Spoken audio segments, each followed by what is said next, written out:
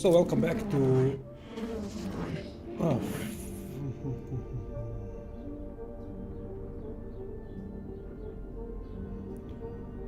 Some problems with the audio, let me... no, everything is okay. Welcome back to... what I'm playing... W40k Mechanicus 2. Review is on the channel, just uploaded it a couple of hours ago if you're interested in the opinion of what the game is. Currently I'm in a late game of sorts.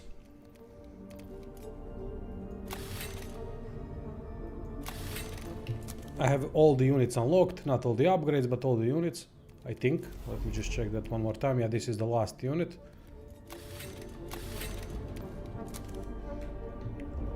Alright, let's see what do we have. We have self-augmentation, already assigned one person there. We don't need these things, it's all... let me just check, production rights are... I think that just gives us... yeah, this gives me more fragments, I don't need that. Production rights gives me 20 requisition, which is also pointless. We got more than enough. It is like worse XCOM. World map is quite underwhelming. It's one of the things that disappointed me the most about the game. There's no decision making or anything like that, so it's far from ideal and what a game like this would need.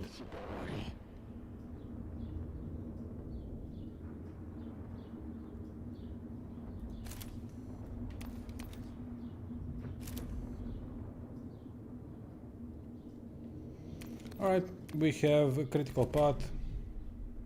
So after you beat this, you're not gonna play it again. Well, there are two factions we can play: Necrons and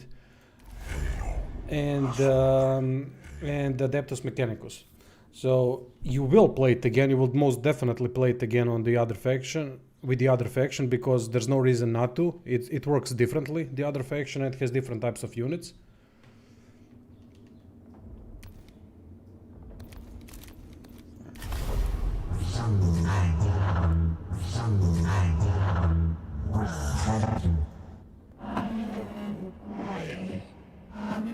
I really like it enough to want to play it again. There is an option, I'll show you now. I'll show you now why you might want to play this game again. Depends on how difficult you like the game to be. The game is not that difficult except for the early game. Early game is pain in the ass on Grim Darkness, but you can also make it even more difficult. So if you want, you can make the game far more difficult, and if you're into that, completely unfair difficulty. I don't know if it's possible to go through the early game on everything maxed out. It sure is, but it's gonna take a lot of tries. So if you like that, if you like to play with different difficulty settings and to test yourself, this game has the potential for that, because there are different things you can do in terms of builds, to play with stuff, to see what works on higher difficulties better, and so on.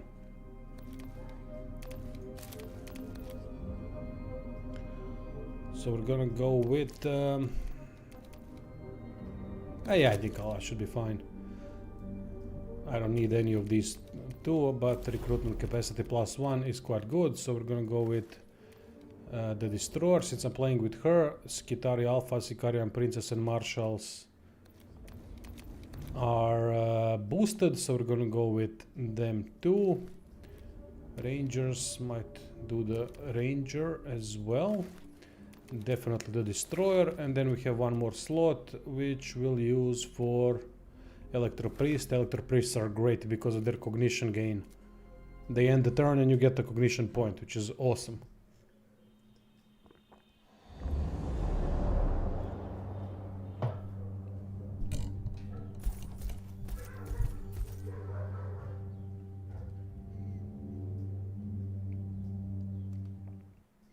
So I'm now on a critical path. That means it's a story-based mission. There's going to be a couple of fights here. We have to complete the whole mission with the units that we have chosen. Units HP does not recover between skirmishes.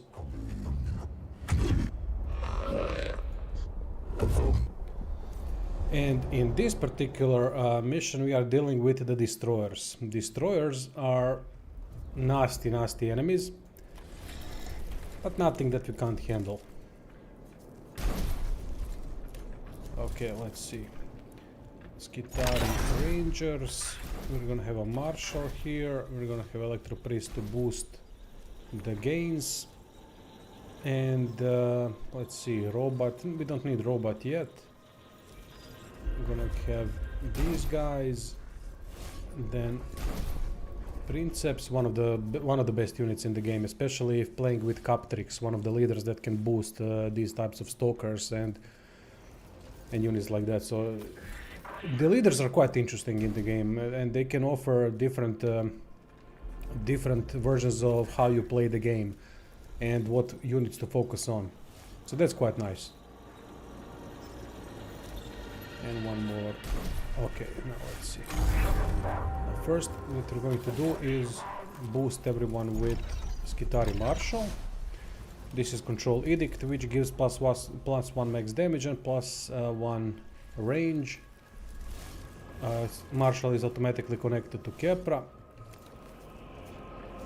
And we're gonna put the Marshal over here. We can immediately shoot the enemy. Nice, instant kill, awesome. Alright, now that this thing is boosted, we can use the best unit. One of the best, probably the best unit. I don't care that I'm going to kill Skitari Ranger. The more important thing is to kill the destroyers.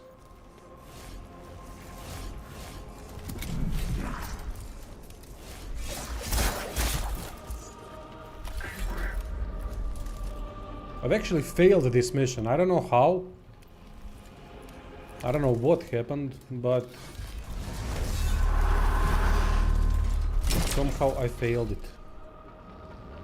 I think that these destroyers over there, when they shoot, their beam goes in a line. It pierces through enemies. So when it pierces through enemies, I think it hit my leader or something like that, and the leader died instantly, which was weird, because they can't do that. They can do 8 damage, something like that, but you have more health than that. So it was a weird thing. I don't know if it was a bug of some sorts. I'm not sure.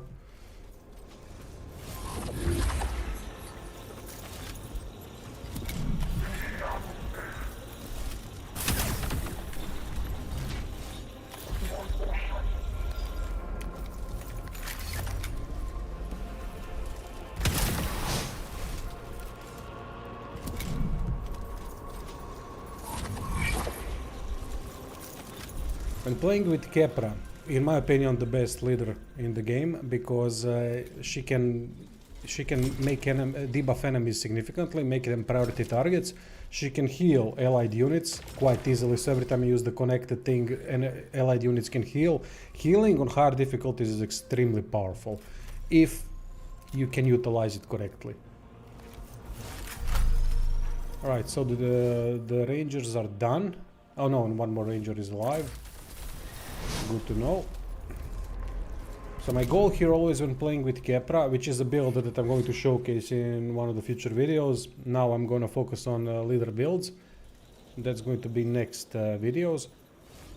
First I have to connect everyone to Kepra, and then she can boost them with 2 armor. 2 armor is quite powerful.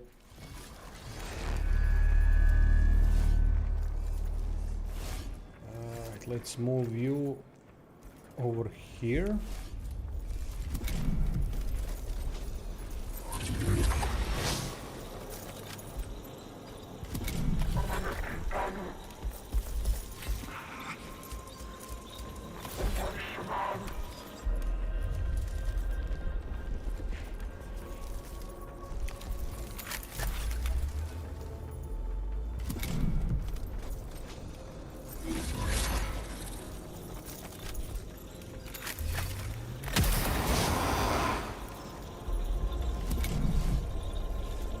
These guys are injured, that's why I can kill them instantly. Usually I wouldn't be able to kill them instantly, I would have to shoot them 2 or 3 times. But they started the mission like that. Nice, so we have only 3 enemies remaining. That means I'm doing really well at the moment. There's no need for me to use these at all. They're just going to stay here. Okay, this is dangerous now. And that's why. Receiving. This fucker can do a lot of damage. This is by far the worst enemy that... No, not by far, it actually isn't. The worst enemies are the Praetorians, the smaller ones, and the Amuka. Something like that. And then these, I would say, are in the third place. Alright, now that everyone is connected... Well, not everyone. We gotta connect this guy.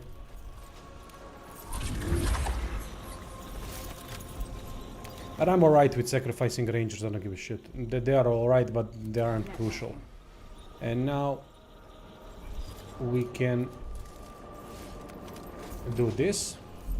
Now everyone's got 2 armor, which is really, really good. And yeah, I'm gonna have to focus this thing. So we're gonna go priority target on this thing.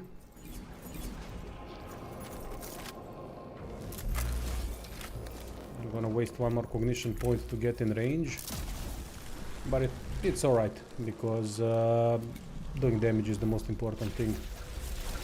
Oh fuck! Reinforcements. Oh, I didn't know that reinforcements are coming.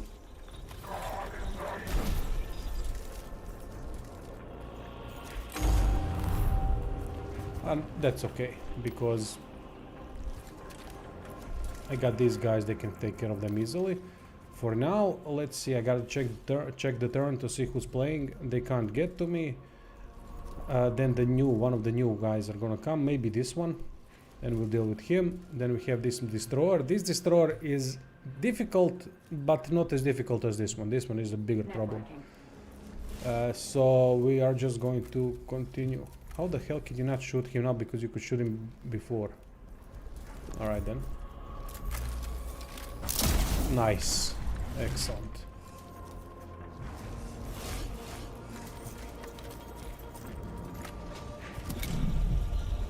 And Marshal or Ranger should deal with them. There we go. Nice. But we're gonna have to shoot them 1 more time. Oh no, they are irradiated. Nice. Good. Don't have to waste a turn shooting at the dead enemy. Quite important.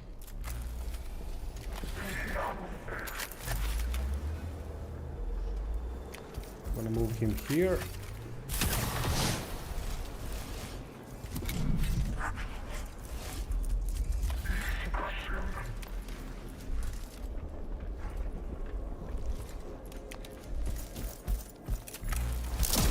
Excellent.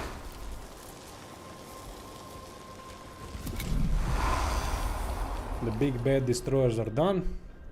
Now let's see. This thing has 2 turns until it reanimates. This thing has 1 turn, so we're gonna have to take care of it. Then the reinforcements one will play also in the meantime. Yeah, I think we are good. Now what to focus on?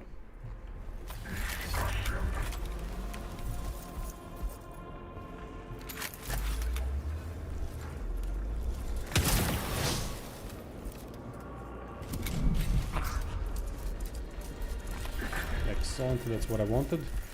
They will damage them a little bit and I'll finish them off with Sicarian Princeps.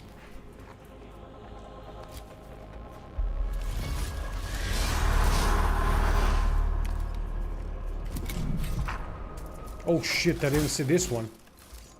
Where the hell did you come from? Oh, I have to hold for 3 turns. My bad, I didn't even see that. So the goal of this mission is to hold for 3 turns. That's why there are reinforcements. Oh, I forgot, but I'm killing them easily, so no worries. I'm playing this like a normal mission, which is not good. I shouldn't be this aggressive. Usually that would backfire, but this is not a difficult mission, so should be fine.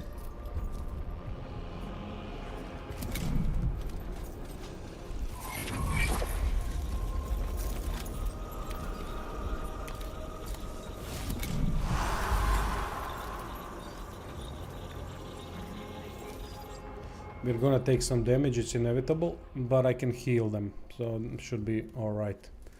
Then we have to take care of that flayed one.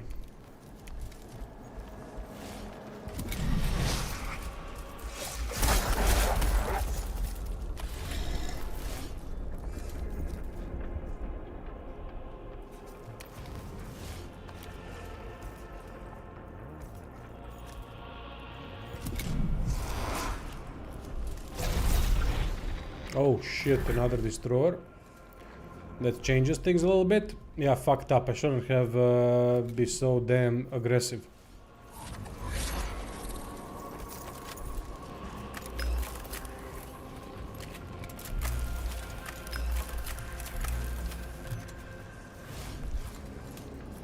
I can't change it anymore. I fucked up there.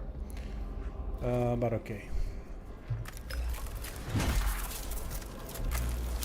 Oh, come on. 2 times minimal damage.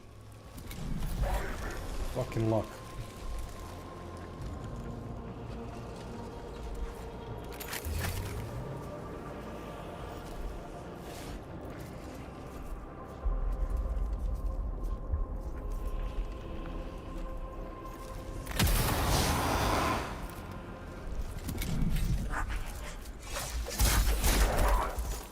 Transmitting.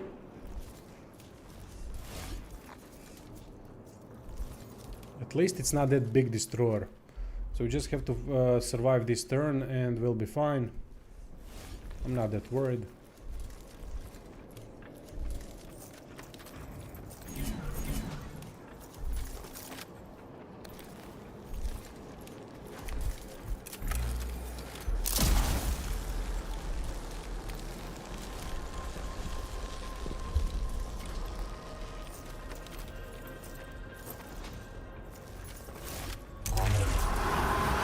Perfect.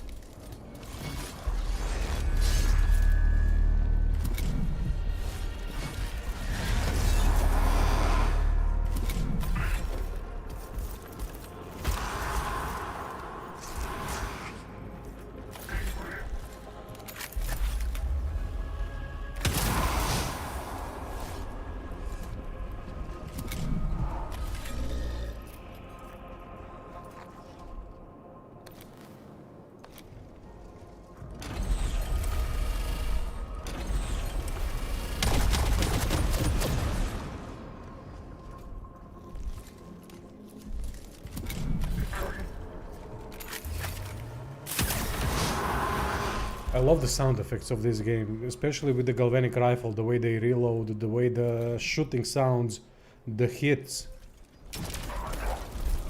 Oh fuck. Oh damn, I'm gonna lose the marshal. Oh. Barely. Alright, I'll be able to heal him the next time, so we should be fine. The mission ends anyway. I don't have to worry about it. Oof, okay. That was almost a big mistake because marshals are quite good. They are one of the higher tier units. And they come automatically with Kepra. One of them, I think. No, or with...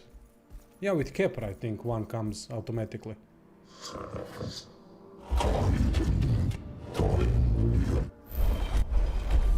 Okay, expediency, data security, whatever.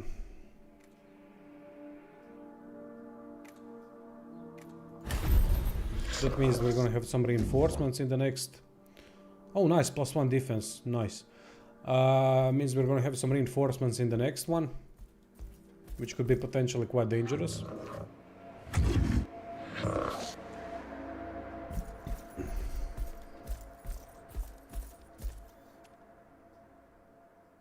There's 2 more. There is this one and then the last mission as well. So I have to really play this one well enough so that we don't lose too many units. I'm gonna put Marshal in this one as well, but I need, because I want to heal him. I can easily heal him. It's not that big of a deal. With Kepra, healing is easily done. Now let's see which reinforcements. Oh, for fuck's sake! Ooh, this is bad.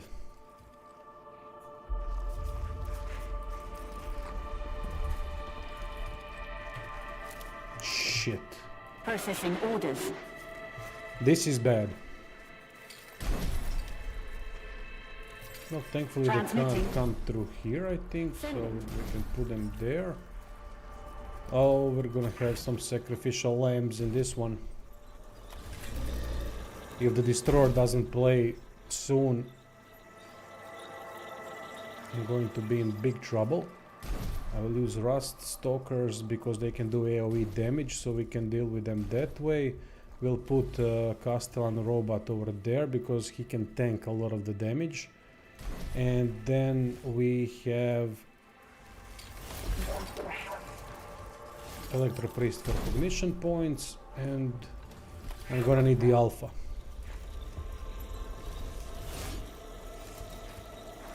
Ah, fuck it, I'm gonna have to waste one Ranger. This is really bad, really bad. Okay, he plays first, that's awesome. I'm not gonna buff him, there's just no time. Oof, okay, that was good enough. That was good enough.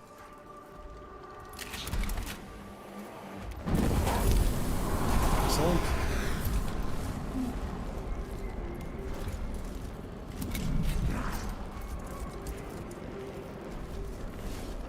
Oh shit, he can go through that.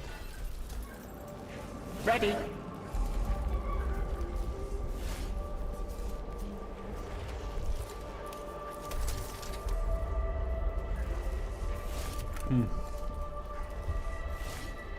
Okay, none of these guys are going to play soon, except this Necron Warrior. I don't have to worry about him. Well, I do have... do I? How do we approach this? I do need to deal with Omnike. Omnike is a bitch to deal with, so... Alright, let's do this.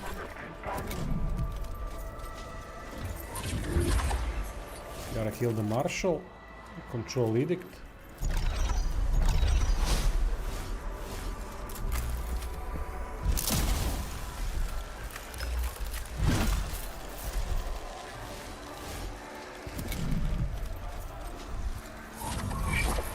Wait, I can just spam this.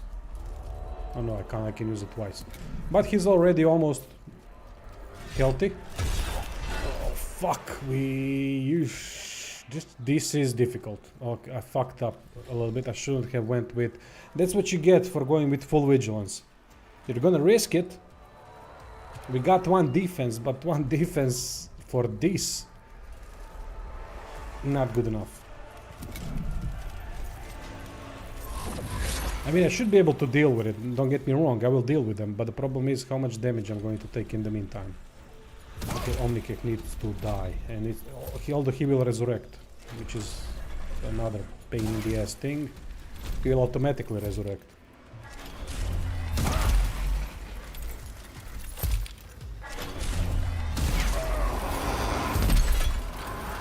Yep. Eternal Revenant, he comes back and he can play instantly.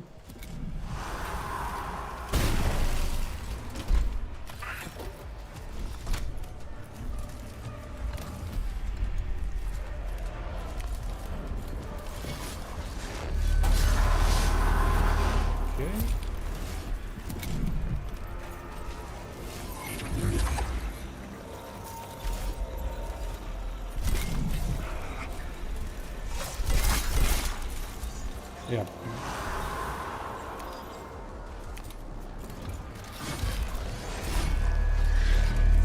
Nice.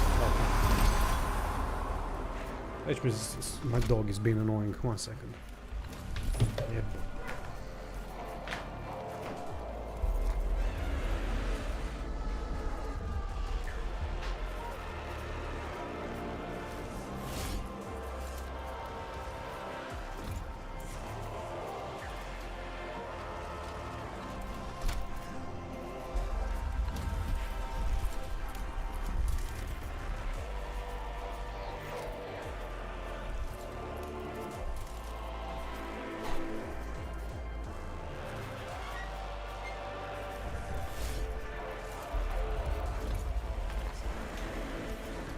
Alright, sorted. I swear I love them more than anything, but sometimes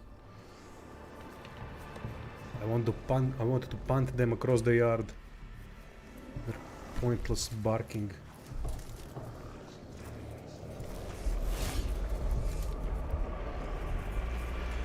Anyway, reinforcements have been done. That's really good. And now we just have to deal with the destroyers. Just. Not a problem. It's just a destroyer. 3 of them. Alright. He doesn't have... Who took his... Why doesn't he have any defense?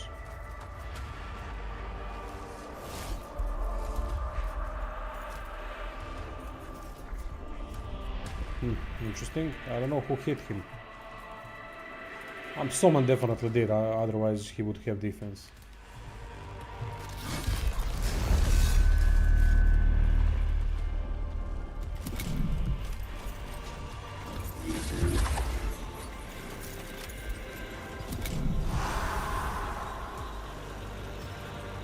Electro Priest.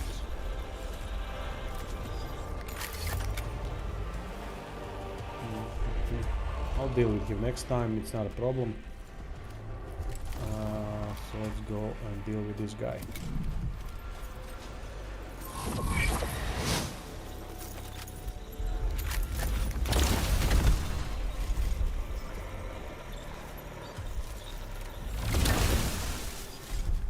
I should have went with this attack first because it puts defense down.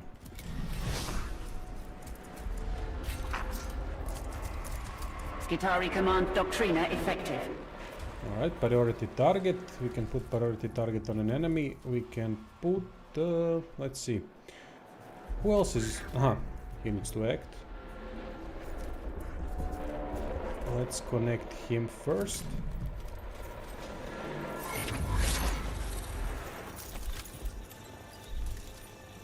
I can't move with him because he's gonna trigger attack of opportunity. So... and die. I don't want that. Not yet. We're gonna put priority target on this guy. Put servo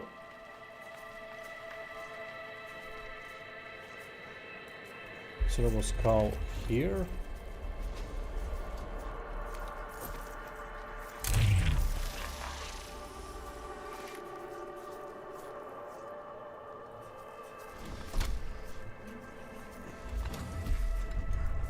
Hey Bruno, hey bro, just passing by to support the channel and say thank you, by the way.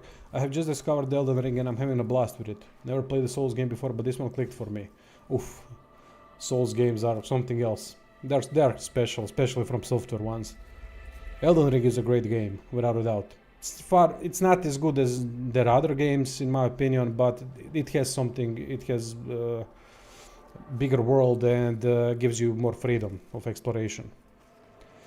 Hey Red Drake, yes, it's easier, yeah, in the late game. Early game is quite difficult, late game not so much, but I still fail sometimes. Not frequently, but sometimes.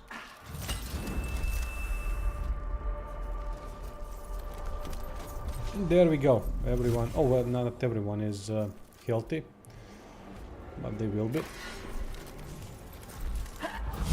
Excellent.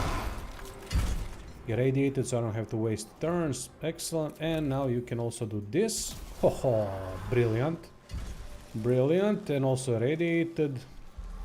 Okay, this is working nicely. Kind of pulled it off. Oh, nice. The flayed one blocked the destroyer, so they can't pass by. Perfect. New turn. We are healthy and ready to do some stuff. Nice. Let's see. This guy acts first. Then we have the destroyer over there. He can't reach us. Oh yeah, he will be able to reach us. That could be a potential problem, because this thing is going to disappear.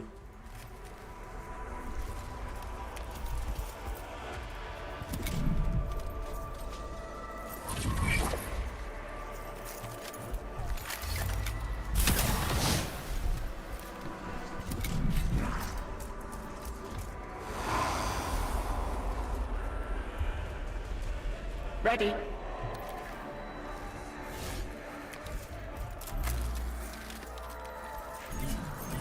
Should have done this first.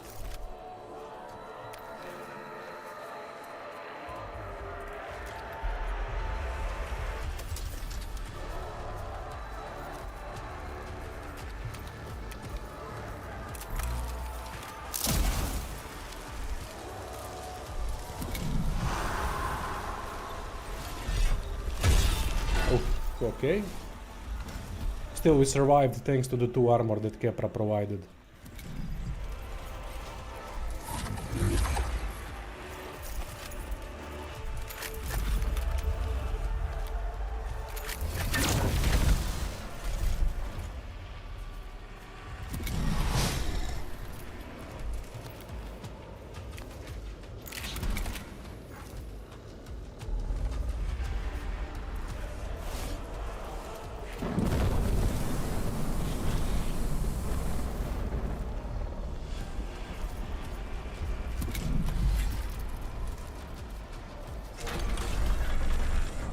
I'll just let Flayed One deal with keep attacking the Castellan robot while I shoot at the destroyer. I think that's the best course of action at the moment.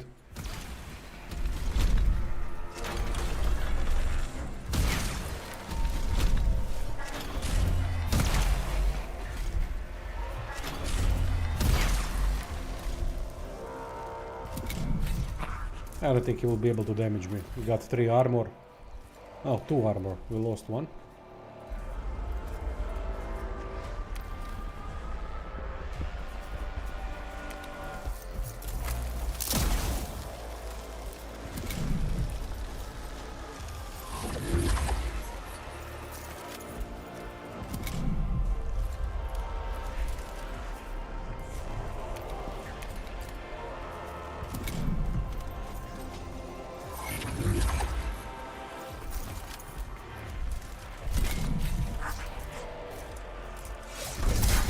Yep, blocked all the damage, perfect. Now let's see, we have the destroyer over there. It's not a new turn. So let's move over here.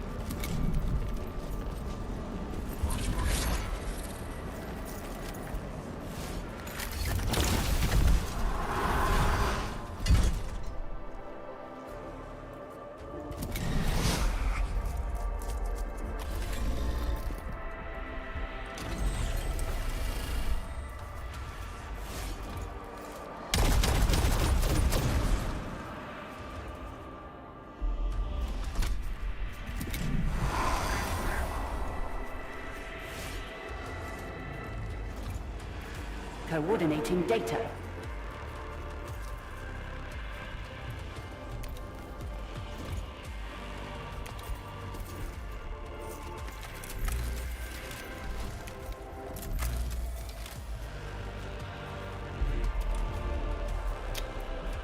Damn it.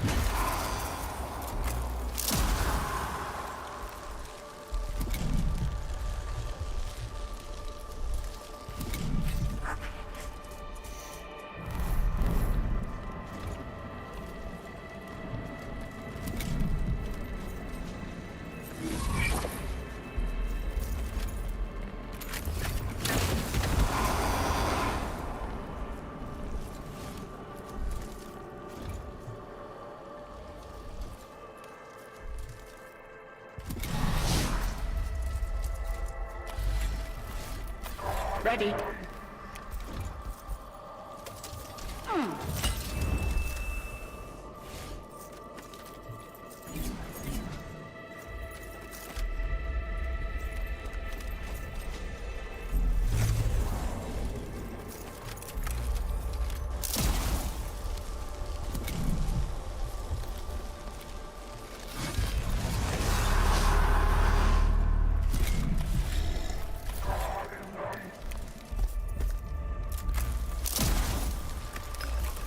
I thought I was fucked this mission, but in the end I didn't lose anyone.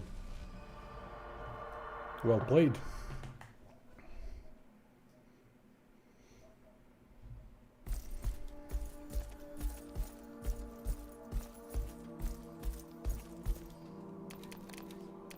Oh, recruit a new unit, new Castellan robot. Yes. That was a lucky draw.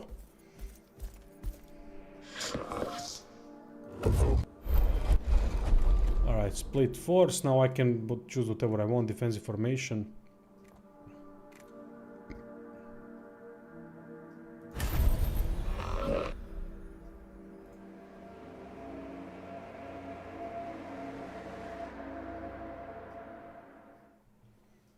Hey Sweeney, I did a review. Review is on the channel.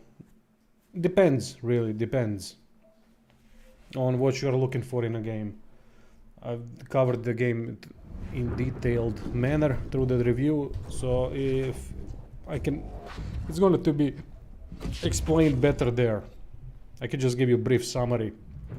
Basically, it's all about fighting and building leaders and trying to get through nasty challenges like this one. Transmitting. It's addictive, really addictive game. As soon as you start dealing with things properly, it can be quite appealing.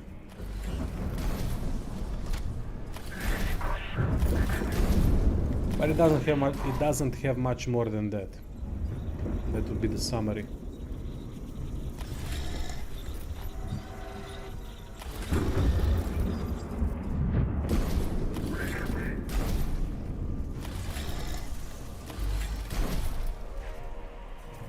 Ranger here.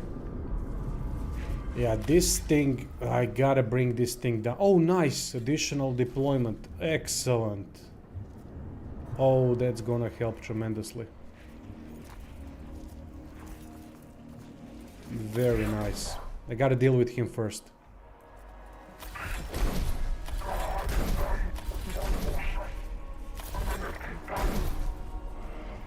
Coordinating data. Here, and we are gonna have to sacrifice. This is the last mission, so it doesn't really matter. I'm gonna save the game now, just because I don't know if that was the last time where I failed this mission, if it was a bug or something. Prevention, but alright, don't care. Yeah, no worries, Sweeney, no worries. As I said, I can give you the rundown of things, but it's in more detail in the review, so that I don't repeat everything from the review. Or I can just, you can just ask questions, and if you see something, and I'll explain how it works and things like that. However you see fit. I'm not trying to get you watch the review or anything like that. It's just that it's more detailed there.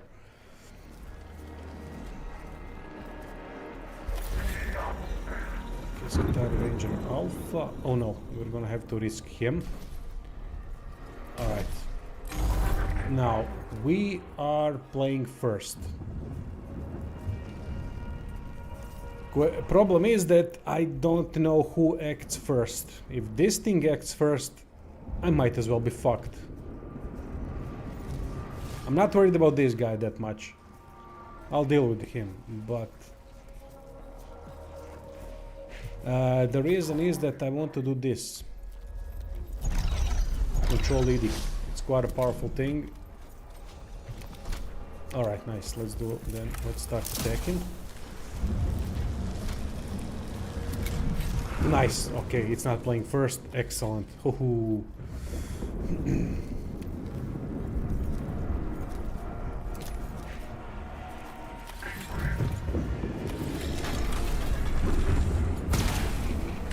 So I shouldn't have placed him there.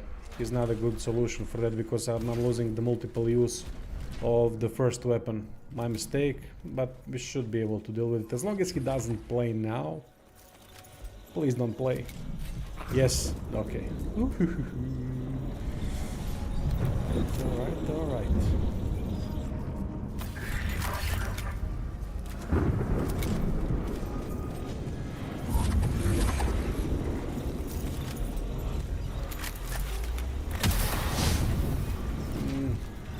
He's gonna play eventually. I can't bring him down, it's quite tanky. The fucker. Okay, he can do damage. That's fine. Keep doing that, I can out heal that. Ready.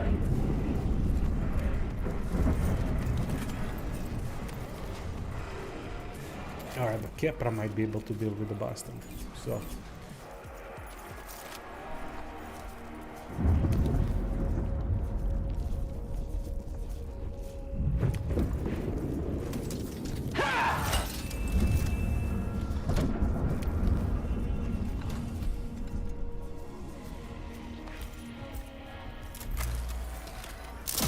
Nice. I can breathe.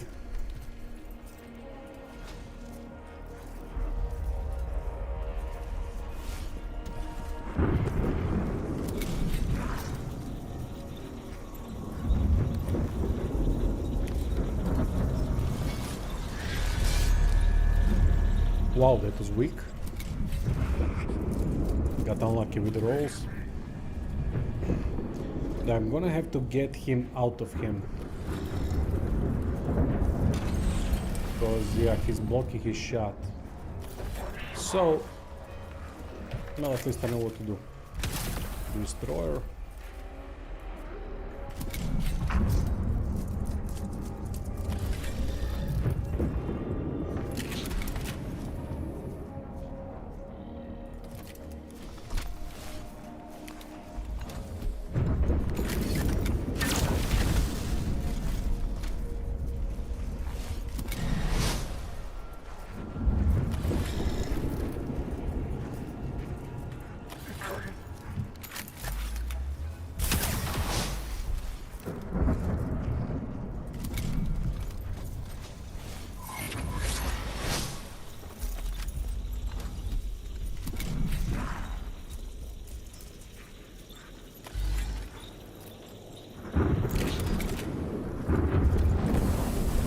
Awesome. Okay.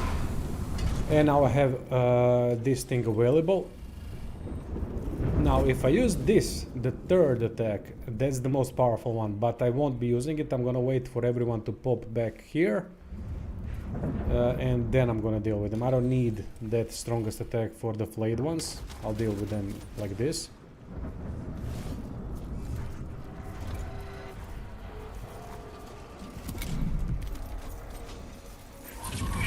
But I think the worst is over, unless the reinforcements start spawning. In that case, I can't remember if the reinforcements spawn. They shouldn't, because there's plenty of enemies around. Alright, let's see. Flayed one there, flayed one there. None of them can reach it. Can reach me at the moment. Yeah, okay, we should be fine. Let's keep creating connections.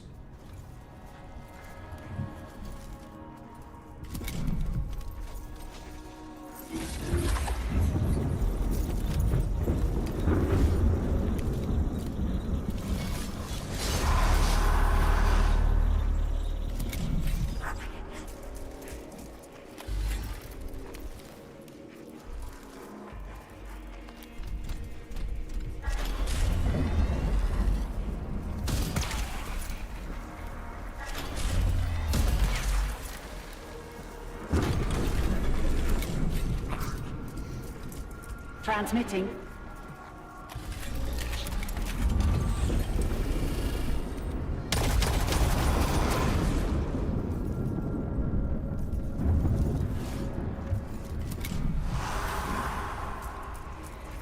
Radiation and perspiration.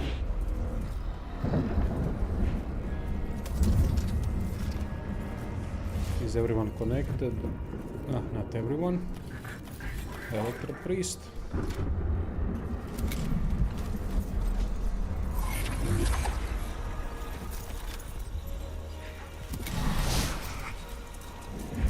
ready.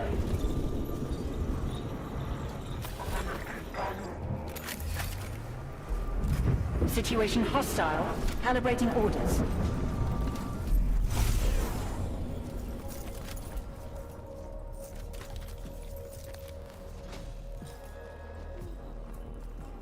Yes, it's easier than early mid game. Yes.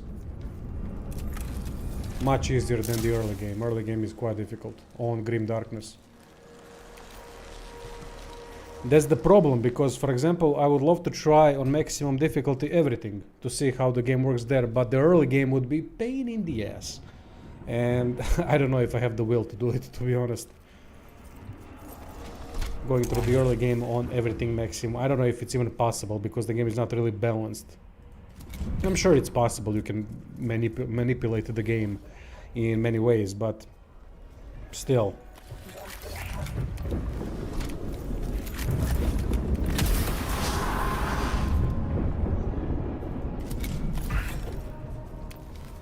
But that seems to be the frequent question. And it's a good question.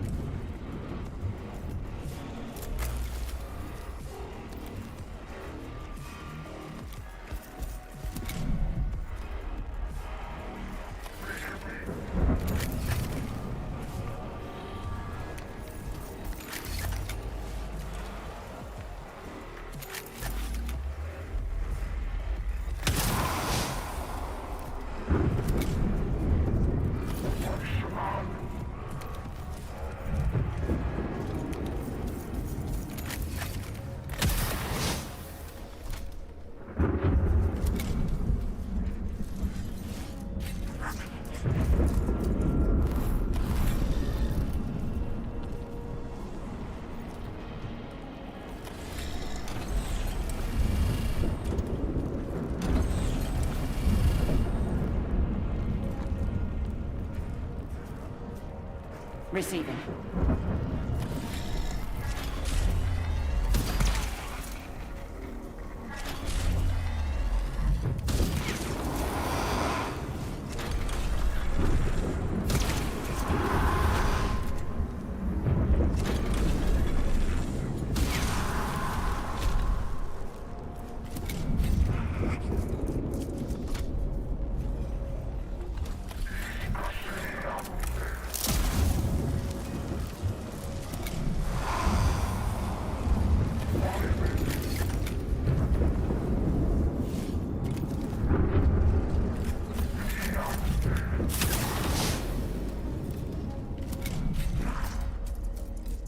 Situation hostile. Calibrating orders.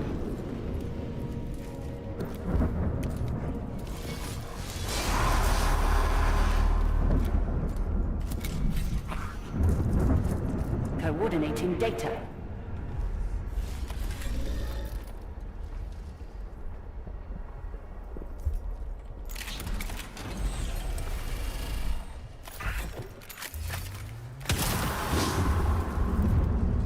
I don't know how I failed this mission the first time. I think that was a bug. It had to be. Because I'm having no issues this time around. Well, also I'm using Kepra, and Kepra, as I said, is quite OP.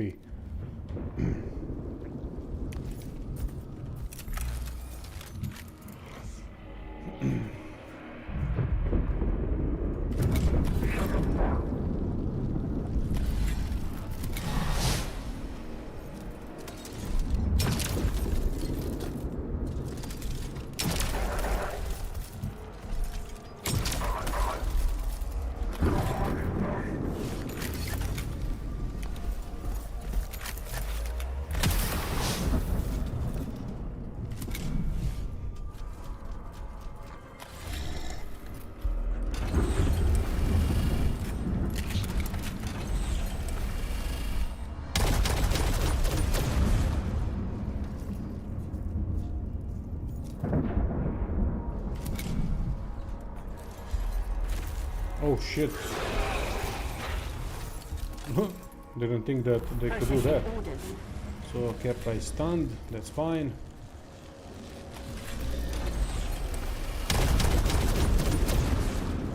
Ah, my mistake. Oh Well, this one, I wanted to wait this one to come closer, but this thing would play first, before this one. So it's fine in the end.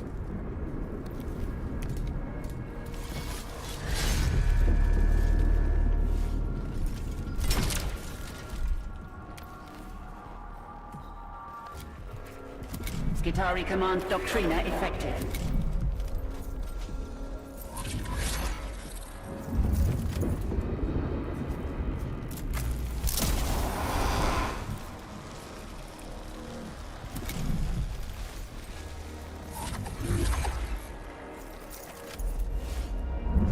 Skitari Command Doctrina effective.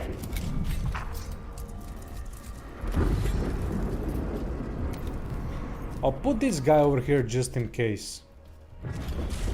To divert the attention of Psychomancer from Kepra, because I don't wanna be dealing with this mission again. Can be the problem with TRPG. Monotony after mid-game, and if the challenge is not existing, I'm losing interest. Oh yeah. Yeah, you are absolutely right about that. When that starts to happen, this game is all about that. Is there any challenge still? Yes, in some missions, but in less missions than before. So I would say about, I don't know, every... I'd say 1 out of 6 or 7 missions might be difficult on Grim Darkness. But as I said, you can create custom challenge. You can switch these things around and create much more difficult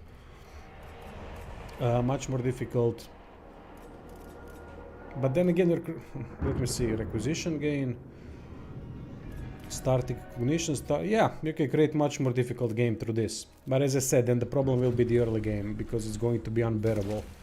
But quite satisfying if you manage to get through it. But yeah, that's the problem with games today, they are just not balanced.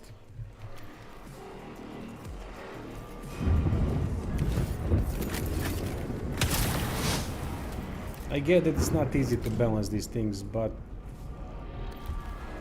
still, you know, it's kind of their job to do it. Not just them, so many studios have a problem with difficulty and balancing, and in RPGs and where you can create builds, things like that, it's almost impossible to balance it really nicely. But you don't have to really balance everything, you can just balance it well enough so that there's continuous challenge.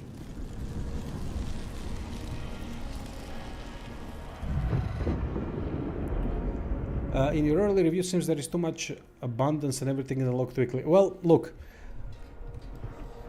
during the early game you will have to pay attention to requisition a little bit, meaning money, but it's not that big of a deal. I don't know if they've maybe they've patched that and it's more difficult to get requisition on the release version of the game. I've played the pre-release version of the game, so of course some things may have changed. They definitely changed, but I don't know if it's impacting the game in such a way. At this point, in the late game that I am now, I don't have to worry about requisitions or fragments. The problem is also the skill tree. The skill tree is quite linear, and as such, it's not particularly interesting. Disappointed in that as well. Not the leader skill. Leaders have really good skill trees, I think. They are really nice in that way. But the problem is... The problem is that the global... I'll show you now. This is the end of the mission. I'll show you now. I didn't showcase that in the review. I should have put that in the review.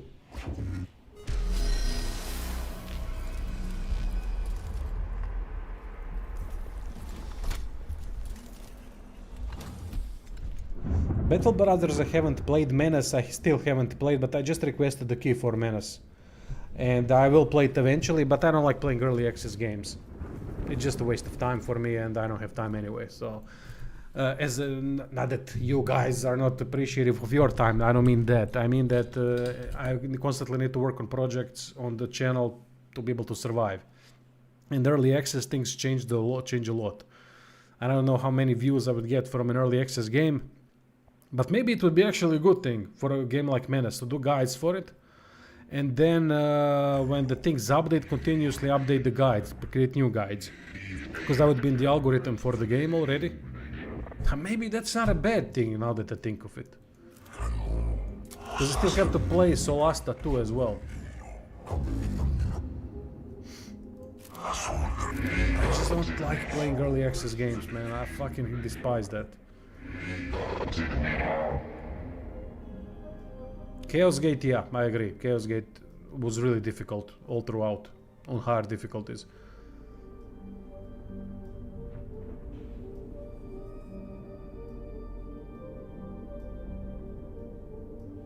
Too weak to resist. Nothing about being too weak, mate. That's fine. People like to get into games early to see what's going on. That's nothing wrong with that. That's nothing about the weakness. It's just a matter of time for me, nothing more. You know, I want to play fully finished games and do guides for them because I don't want to get back. I don't like getting back to games. I like to be done with the game, leave it, I'm done, see you, goodbye, moving on to something else. I don't like coming back to games. And that's my subjective thing that has nothing to do with you or anyone else.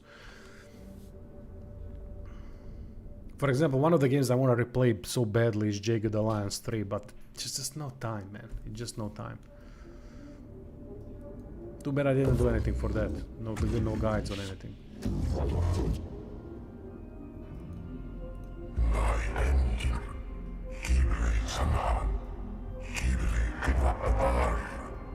Whoa.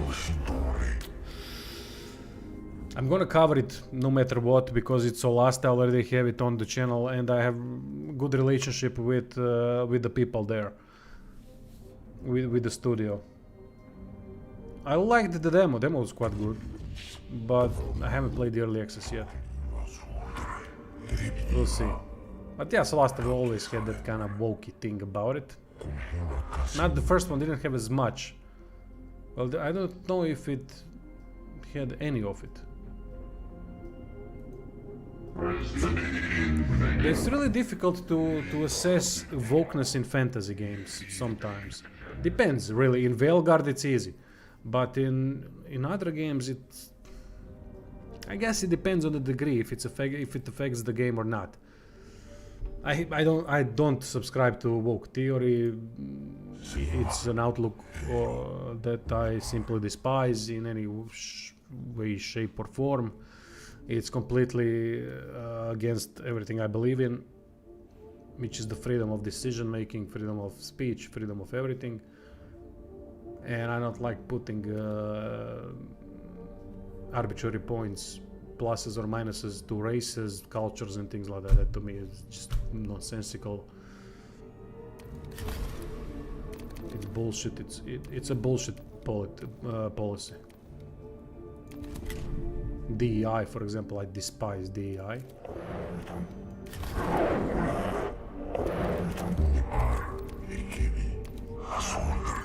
Because it's inclusion by exclusion, and that's never a good thing. But alright, let's not talk about that stuff. Transonic cannon. Talking about woke. Transonic. Magna Rail Lance. So this is the new weapon. Now Magna Rail Lance is amazing. So I'm not gonna change that.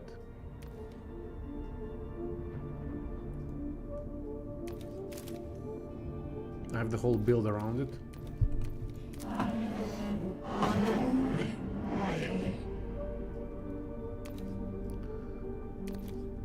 After killing an enemy unit, generate 1 cognition point. Oh, Capra is fully upgraded.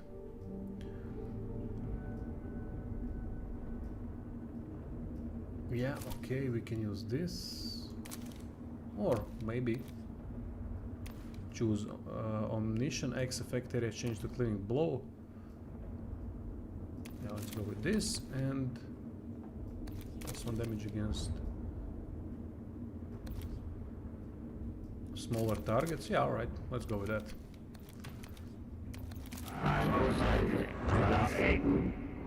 See, some games, for example like Baldur's Gate 3, it's woke, but it does it in a good way. It means it doesn't hurt the game in any way. So there is way, if you want to do it that way, there are ways to make it so that it doesn't hurt the game that much.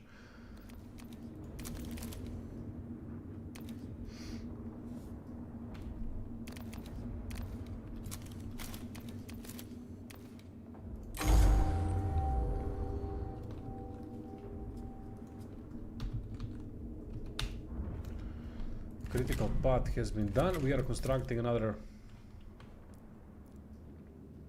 But in Solasta 2 you cannot even make a character quite masculine. Yeah, that's the problem.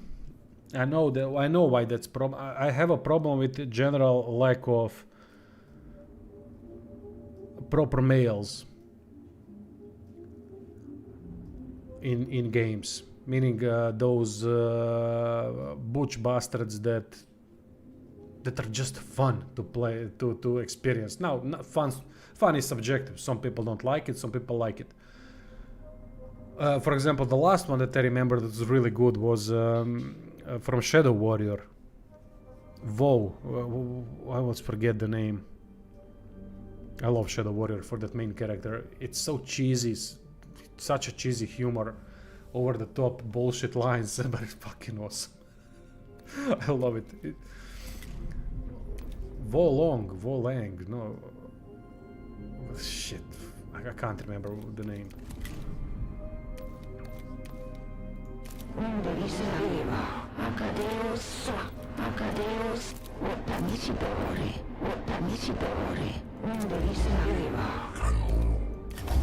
Continue. Okay, we got constructing temple. We have consecrate conduction. Okay, everything is good.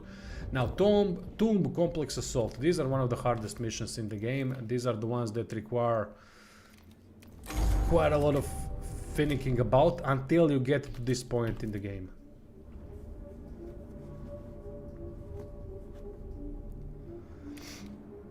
Oh, there's always point to discuss things, mate. Don't get me wrong. That's my point. I love to discuss things, these types of things. I love to do that. But sometimes people just want to go and watch a game, someone play a game, or talk about the game, you know. And I don't want to put politics ahead of gaming, you know. Gaming is why we are here. We are not on this channel because you want to hear about politics, right? Sometimes there's gonna be some topics that can be discussed in that way, but I just wanna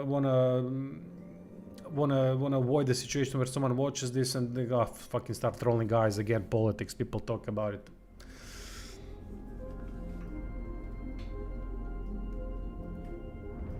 Well, that's the thing. I don't mind gay characters.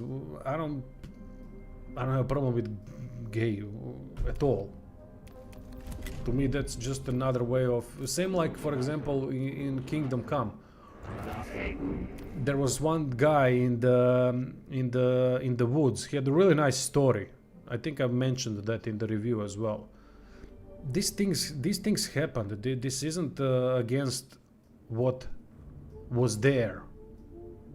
You know, that's what happened. It just wasn't written about. It was hidden back then. That doesn't mean it didn't exist. So I'm alright with that. I really now having a gay romance between the main characters, now that can be problematic, especially considering how the first game. Well, Vavra fucked up. Vavra fucked up by attacking the fans and not just admitting that that there was some financing behind it that he wanted to just put in a game. I don't get that. I don't understand why people continuously lie and play the stupid card like we are stupid. I mean, people at least on this channel that communicate with me through these chats and through the comments, most of you have more than 2 grains of salt in the head, you know.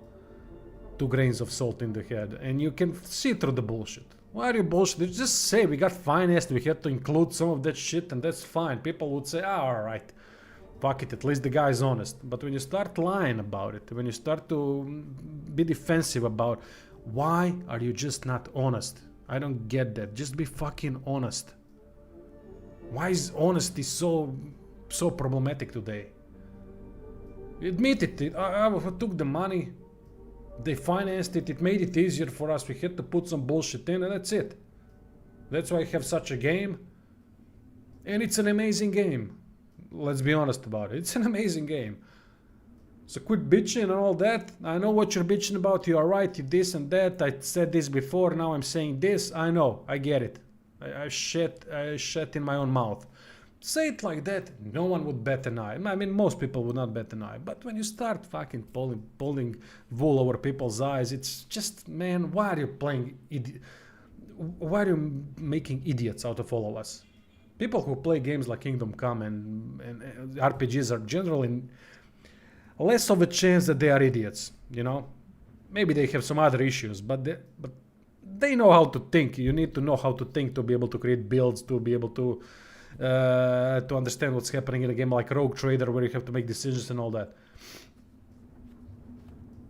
So, you know, just be honest. Like Todd Howard is. Well, just thought about Todd Howard. Todd Howard is one of the biggest scumbags that I saw online that lied people blatantly. Now, there are worse people, of course, than him, far worse.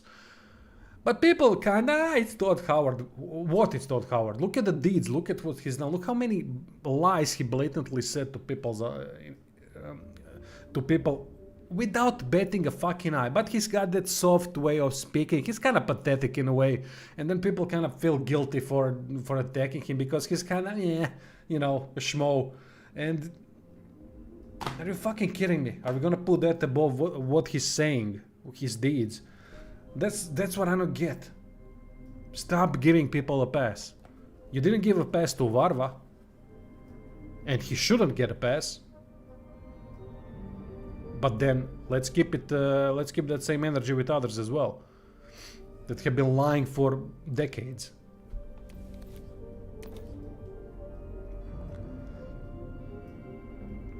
It's just so much bullshit and dishonesty in this industry, and it bugs me, man. It fucking bugs me. I'm generally an honest guy, and when I see that shit, I always admit when I'm wrong. If I'm wrong about it, I'll admit it. In life, in online, if I'm wrong, I'm wrong. Fucking hell, it is what it is. We are wrong. None of us are perfect. Far from it. We are all extremely flawed beings, and as such, we make mistakes.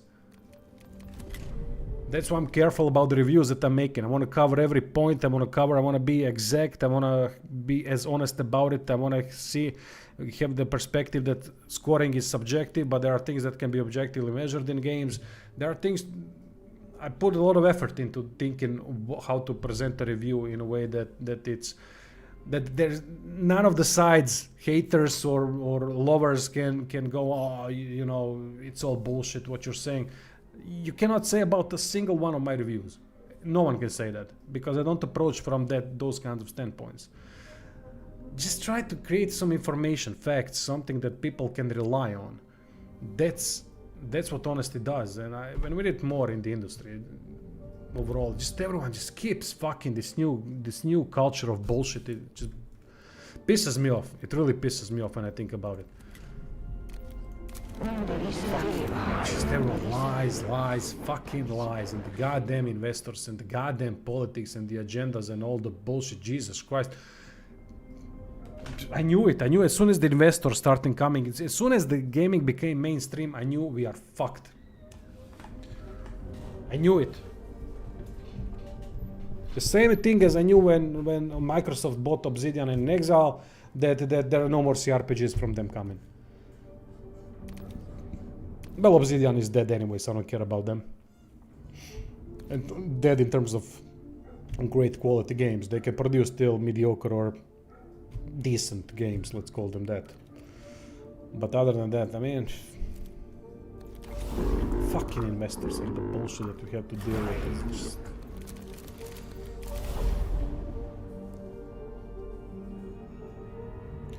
Yeah, Alcat is doing really good job. Oh yeah, Warhorse will do with Lord of the Rings. If they fuck that up, with woke bullshit, I have a connection with Warhorse Studios. They gave me, but I will publicly lynch them if they fuck up Lord of the Rings.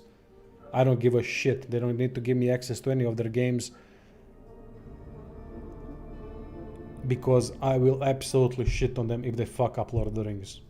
They didn't fuck up Kingdom Come. Kingdom Come is an incredible game. Your reviews are on point, even when I disagree with it because they're built with logic. Exactly. That's what I'm trying to do.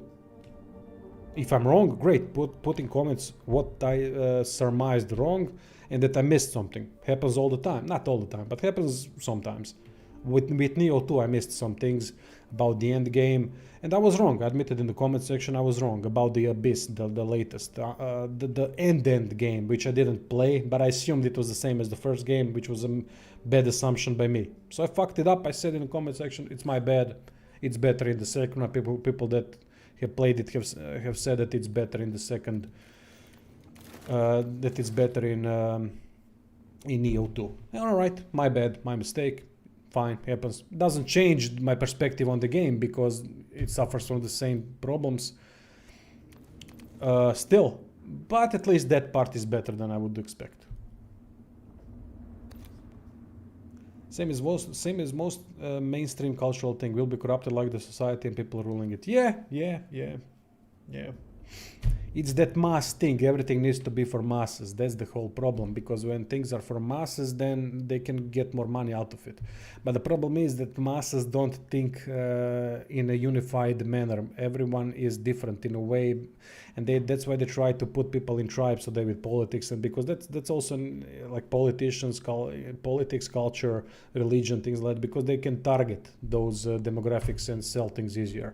It's all a very devious. It's a very devious global thing. Well, for Western audiences, of course. I'm talking about the Western world. I don't know what's happening in the East. They have their own problems. So it's a shit show, all right. All right, let's move on from that. I need some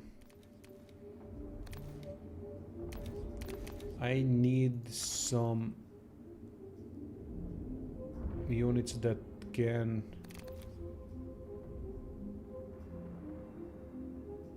okay, 1 second. For this mission I don't need these upgrades, but I can use this, I guess. Yeah, skirmish deployment, because I'm not using this at all.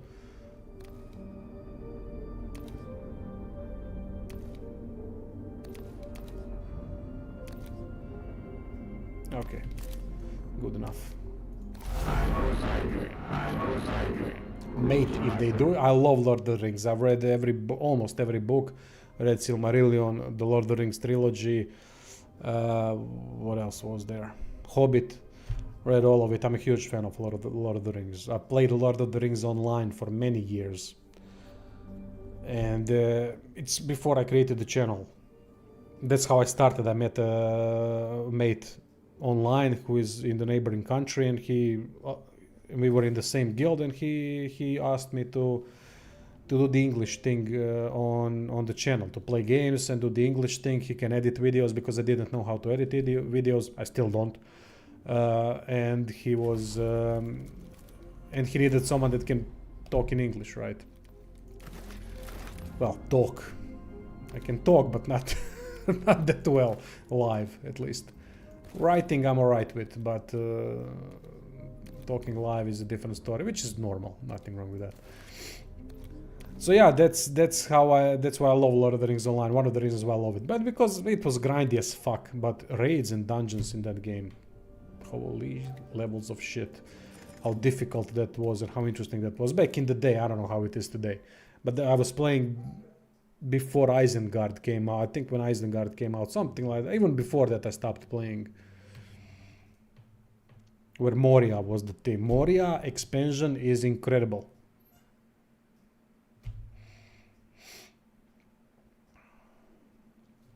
So yeah, they better not fuck up Lord of the Rings. So, complex assault missions. We have Necron Lord. Oh yeah, here are the bastards. Trarch Praetorian. Now I will not reset just because to make things more interesting.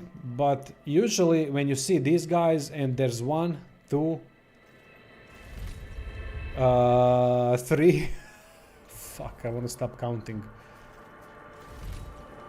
There's 3 of those small Praetorians and 1, 2, 3, Jesus Christ. No, so there's 6 Praetorians in total.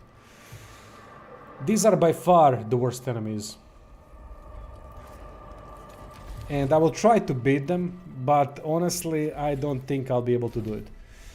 Because they're so goddamn difficult. They can jump across half the map, fuck me up. They have armor crush, defense down. Yeah, Rogue Trader mate, holy shit, I love that RPG so much. And I still always have to commend their way of doing mythic pots. Mythic pots in... we'll try to bait their jump with servitors. Mythic pots in Wrath of the Righteous. Holy shit, how much I love that. I adore that. Oh, this is going to be difficult. I think I fucked up with the unit setup. Yeah, I do have big units, but these big units, once they come closer, are gonna get fucked. But okay, let's see what happens. Ah, fuck, Praetorian first. Just don't jump, don't jump. You're too far away. Okay, I'm alright with that.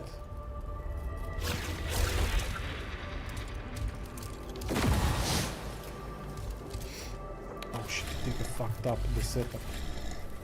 Yeah, I fucked up the setup.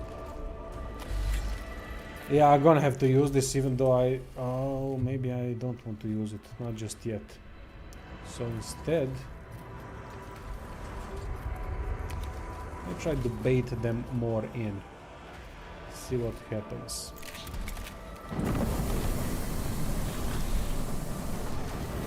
I forgot to put a buff, that I have a buff with Scavol. I forget every one of these bastards are unique, so... Yeah, I won't restart, but we'll see how fucked these enemies are. The smaller ones. They can defeat lords, your leaders, quite easily, so look at this. Now, of course, this is a lowly servitor, so I don't give a crap about them. But they got 3 attacks. They have a jump AoE that can do about 5 damage. Oh, wait. Did they nerf them? They nerfed them. Ah, finally. They knew they fucked up with that unit. They fucking knew. Look at the cognition points, thanks to a couple of servitors.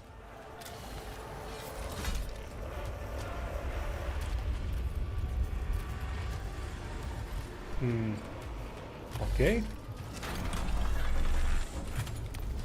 Let's move.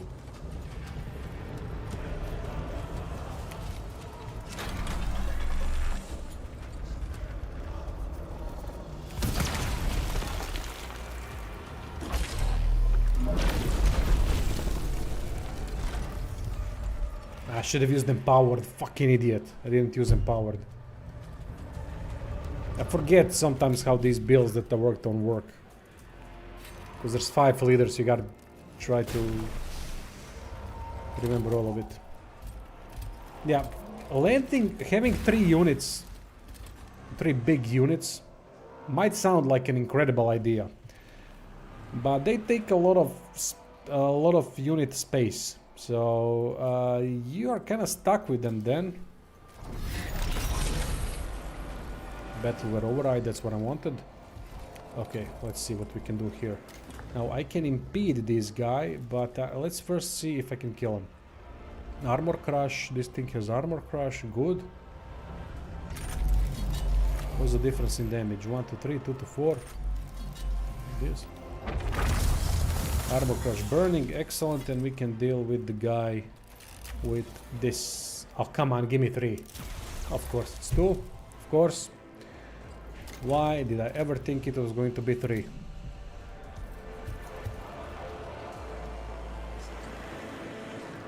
Oh man, if they nerfed them, that's awesome.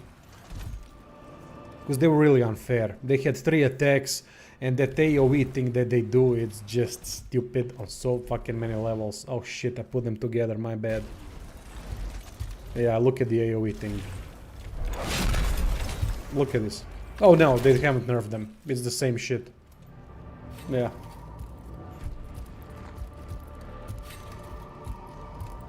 I have contact with Alucard, but I don't think they would listen to that, mate. You can't affect them that way. Yeah, I've been good with Alucard. Alucard games have been good to me as well, and I really respect them as a studio and what they've done and how improved they have become over the years. Now the Mass Effect game that they have, The Expanse, looks really bloody good.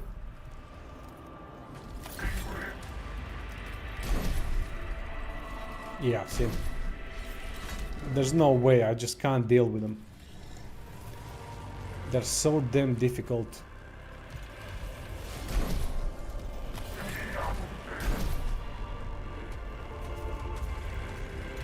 Let's put this.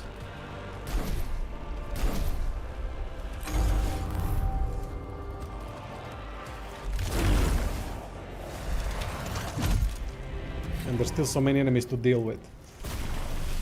And Scaevola, but Scaevola will die.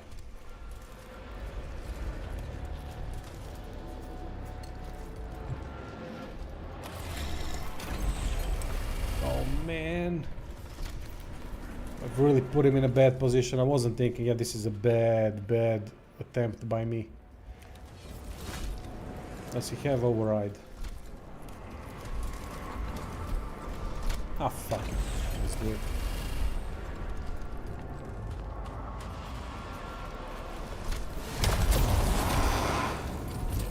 Powerful. I forgot empowered again. Jebem ti retardiranog konja.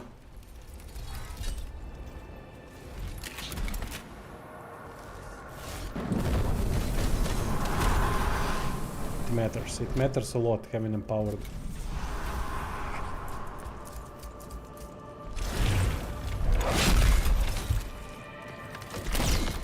Nice. At least we avoided the jump.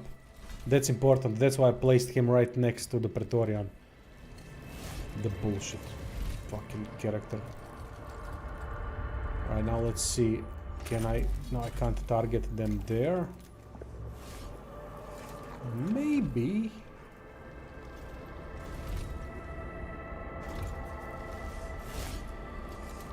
If this fails, I'm losing the skirmish, but I'm gonna pull a risky one.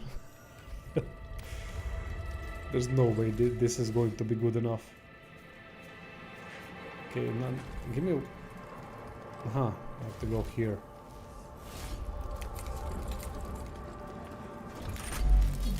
Okay, one more.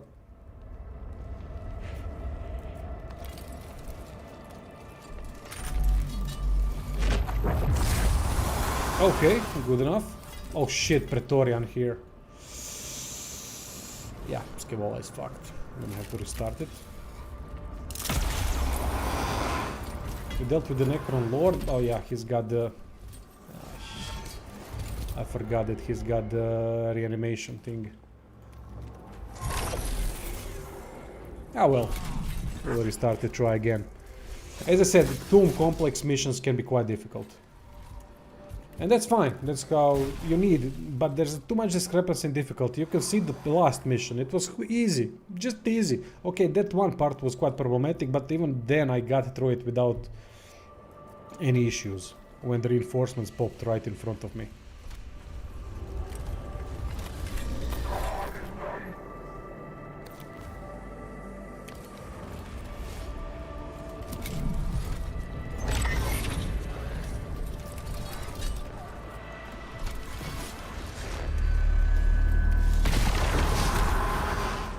Yeah, the Matrix explosion is a problem, but alright, at least he's down. Yeah, there's no way I can do this.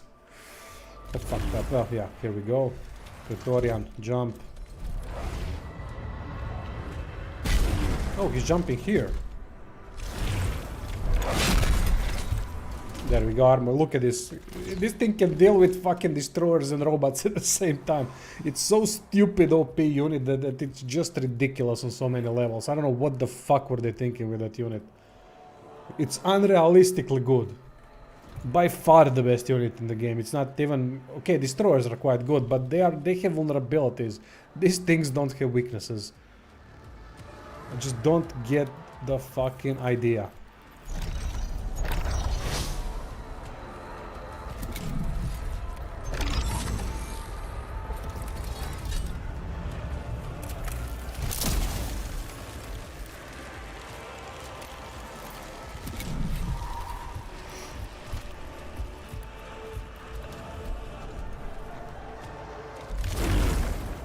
He's gonna jump and deal with the scale. Alright, not a problem.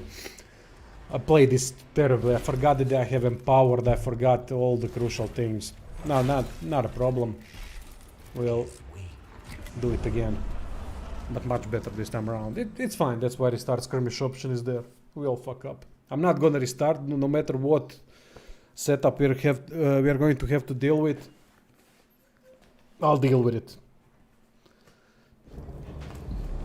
Oh fuck.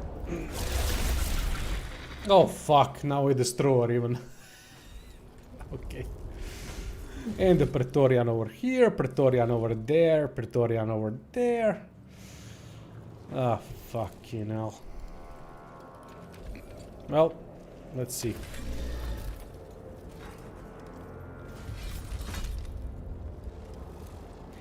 You were about Neo 3, another asset flip from Team Ninja, easy to out level areas, lots of boring repetitive open world content, a big letdown.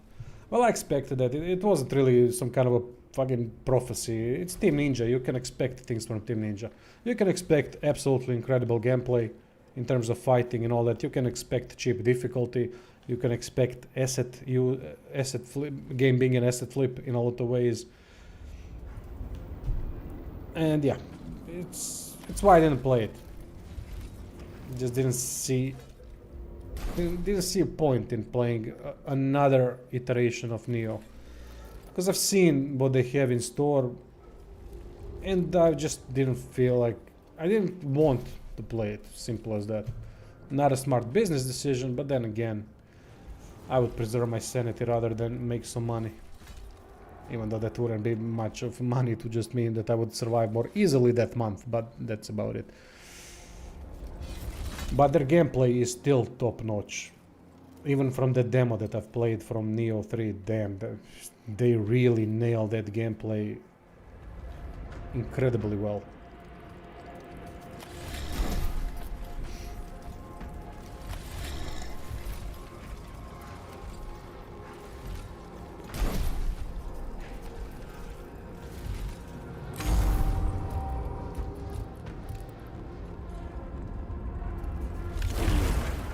Here we go.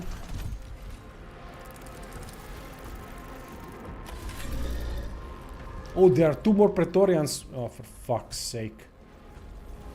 Fucking despise those units.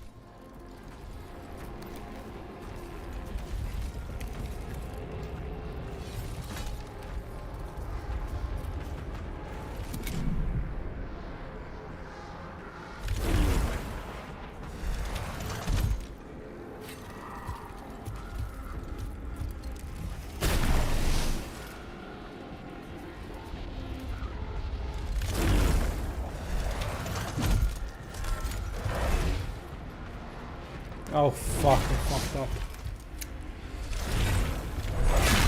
Alright, these are the easier Praetorians. They are not that big of a deal. Still problematic, but not to the extent of others. So as you can see, the game can be really difficult still. Just to point that out. But it's, as I said, too much of a difficulty discrepancy between missions. Tomb complex assaults are by far the worst missions in terms of difficulty.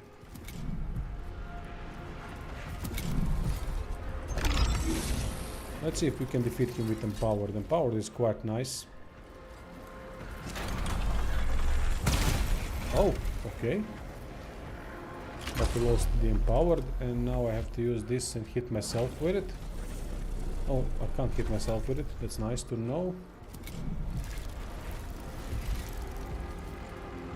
You gotta get them all together. I could have done this better. I could have put this thrower over here and just deal with... That would have been a smarter approach.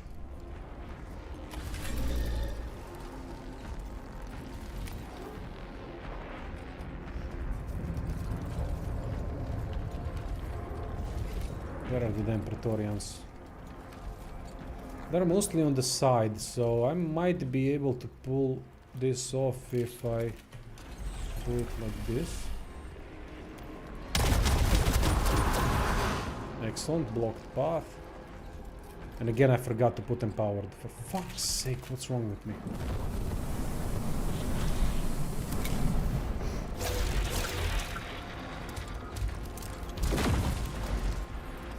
The problem with Scaevola is that I can't use healing. Healing is so powerful. There goes my bait for Praetorians. We do have one more over here, thankfully. You don't need to die yet.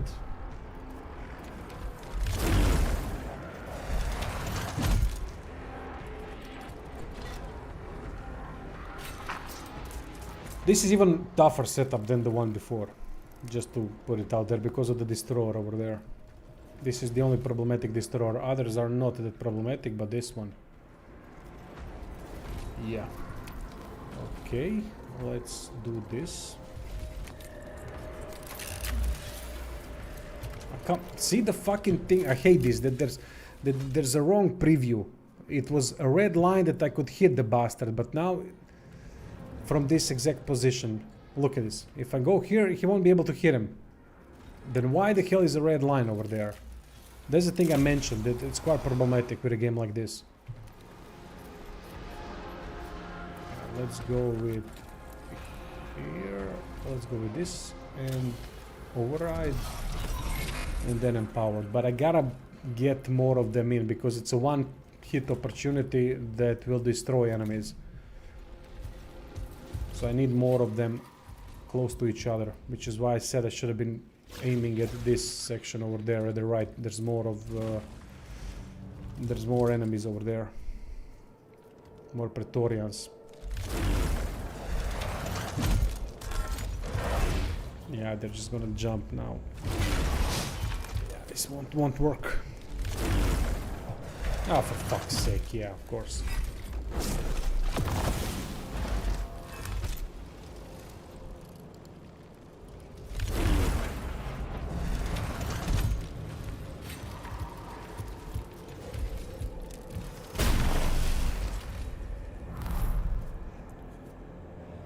Praetorian over there, Praetorian over there, so they will jump, so that means the destroyer, this destroyer is done.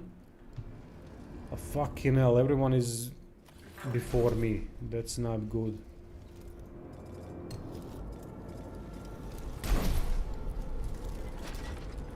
Yeah, one Praetorian is gonna play, two Praetorians are gonna play.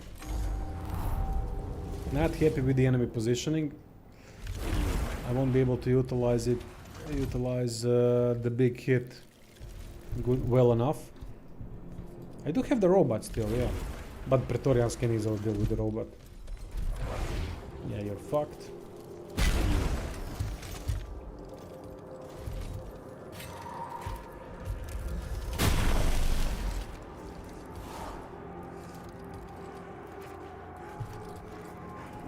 I'll wait for one more turn.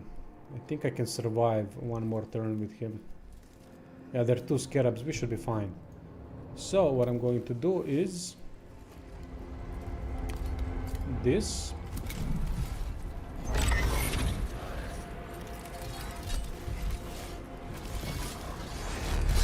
Nice. Nice. That was nice damage. I mean, they're still alive, but maybe even better, because there's a matrix explosion that triggers, but I'm not still sure exactly how it works.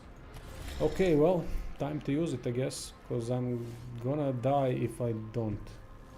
I'm gonna die before using the big attack.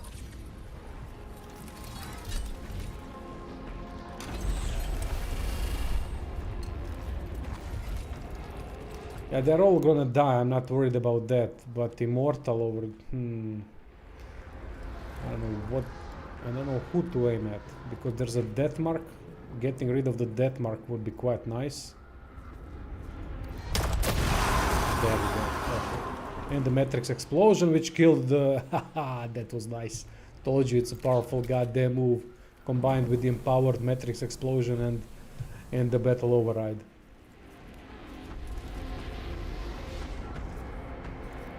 We still have Praetorians to deal with, but and Leech Guards and fucking a lot of bastards.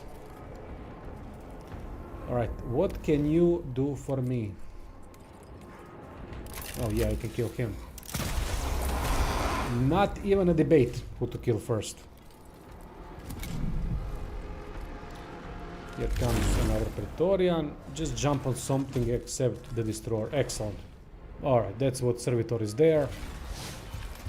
And get some more cognition points from you killing the bastard.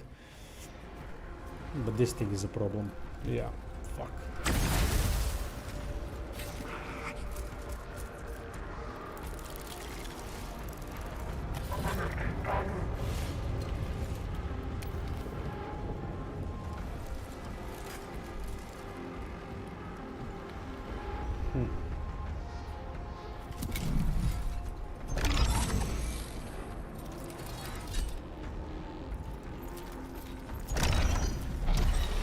He might do a lot of damage now because he's got 2 buffs. But let's see. Is this Lumigen? No, it isn't. But expecting a lot more. Oh my! How? Oh, yeah, I got unlucky with the rolls. Yeah, that's how.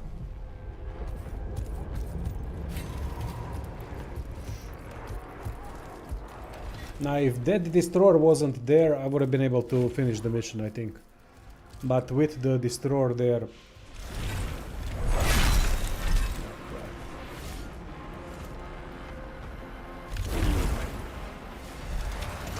And then Praetorian, yeah, there's no way.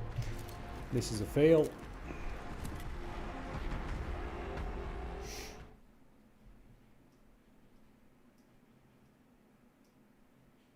Telling you. Tomb complex missions are gonna make things a lot more interesting. Okay, let's see. Leech Guard, Heki, Praetorian 1, Praetorian 2, Praetorian 3. There's the bitchy Praetorian. Oh, for fuck's sake. What the hell is with these Praetorians? Fucking despise them.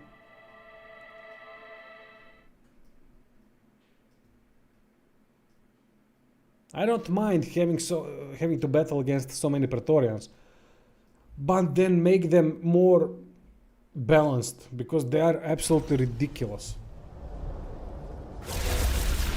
Yeah, all right, this is fine. These guys are fine. I'm not mad at these Praetorians. They're easier to deal with. They're not so broken. Yeah, all right, we can work with this. We have. I'll just put one servitor here, just in case.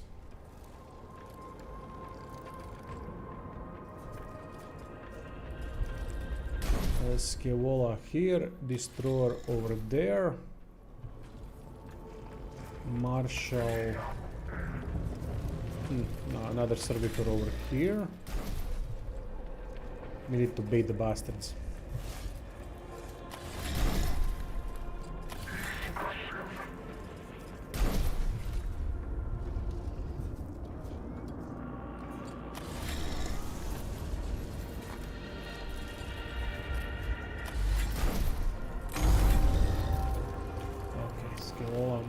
Over here, give him the override,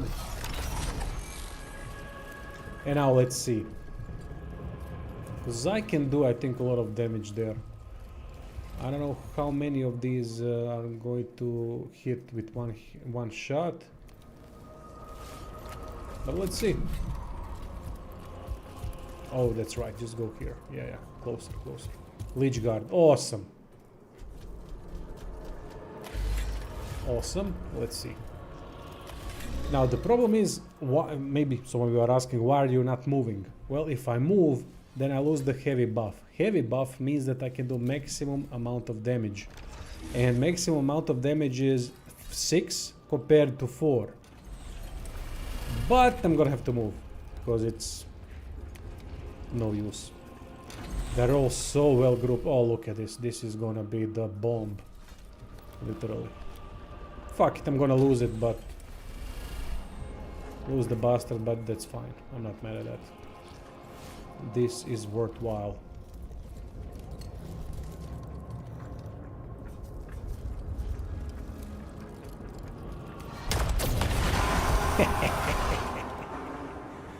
So much fun. That Matrix explosion with the destroyer is chef's kiss.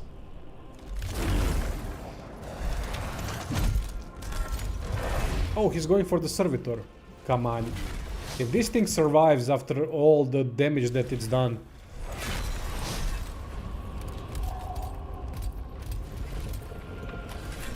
And it might. Fair enough.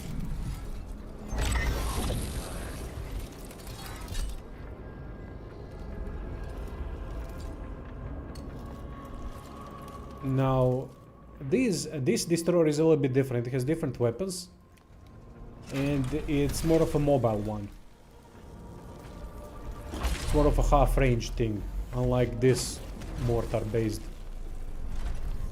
or whatever that thing is. I don't know what that thing is. A star destroyer. I don't know. And I forgot to use empowered, didn't I? Of course I did.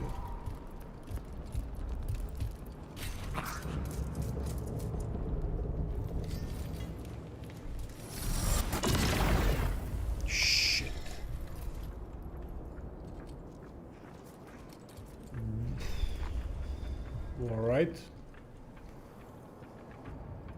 That is worrying. Let's put you over here just in case.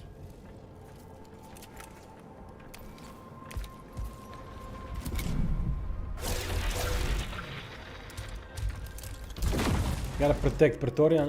Destroyer seems that it's going to live, but these things will get back to life.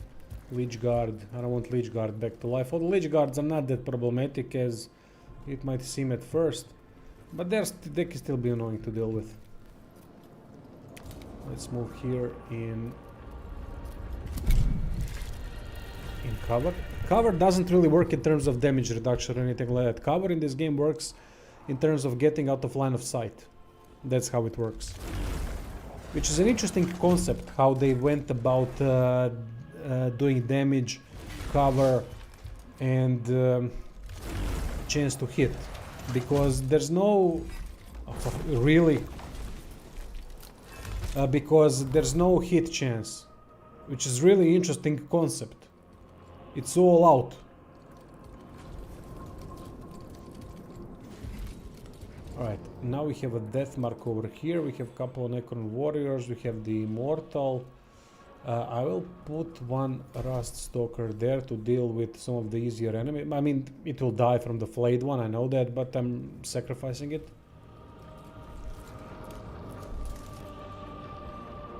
Oh, the destroyer did that damage, yeah. No, wait, no, not the destroyer. It's Necron Lord did that damage. Fucking hell, it's a powerful bastard, alright.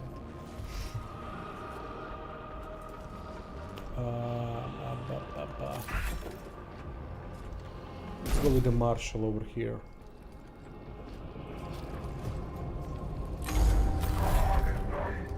So, this is the next problem. Then we have this one. Okay.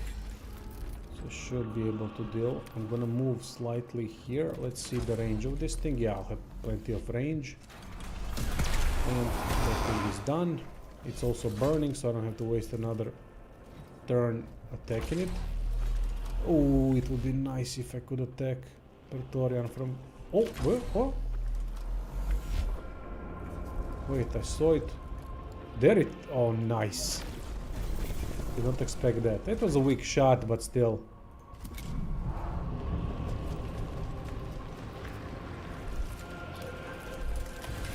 Yeah, I'm getting this thing away. Well, I don't think that I have to. I just have to use this guy.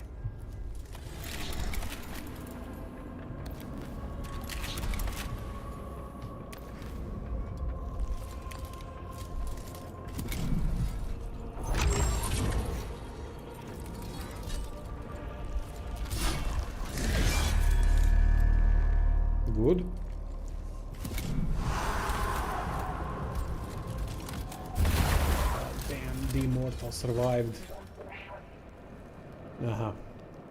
Necron Lord is there. We have Flayed One. Necron Warrior. Alright, we're gonna move over here. Buff ourselves.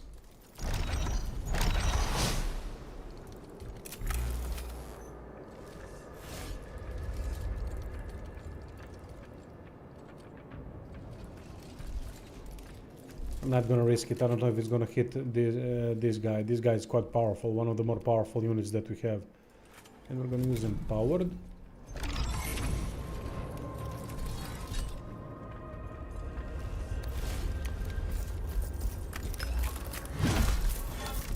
Two out of 5, I do the minimum. Again, the minimum. Fucking hell, and the fucking rules of this game. For playing Dungeons and Dragons.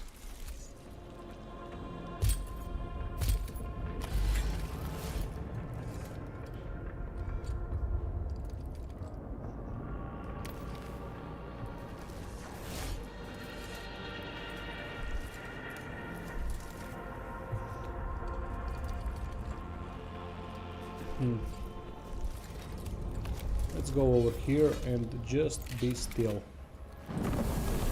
And hope that we won't get killed, because I got that powerful attack the next turn too. Excellent, just focus on him. Awesome. Yeah, these guys are gonna reanimate, but I don't care.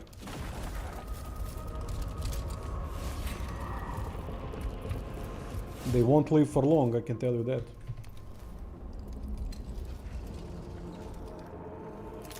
Come on. You gotta kill him.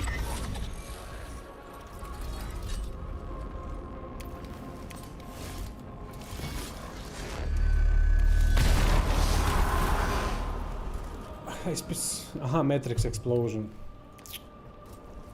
Yeah, it can backfire too.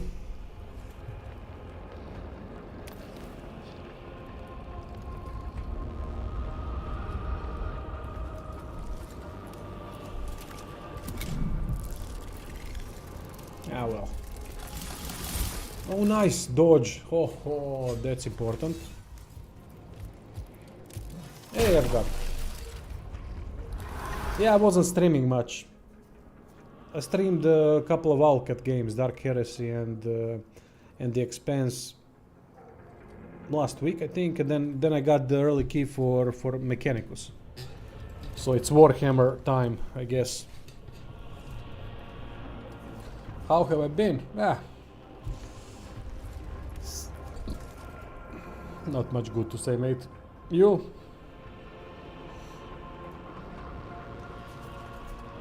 Now, what do we have? We have the destroyer. We can. Okay, I can field. I can field Casta and robot still, so I should be fine. It can hold. Now let's see. Can I target it? Yes, Cavola.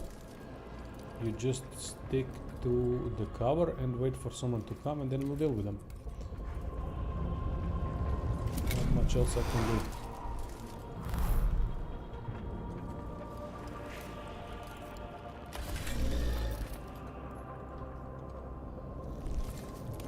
Necron Lord, Servitor.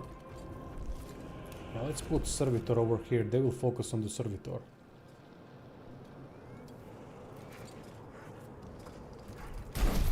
I don't mind sacrificing that bastard. Ah, you played the Crimson Desert. What a tedium. But it has some good things about it. MMO turned into single player game. The worst fucking scenario.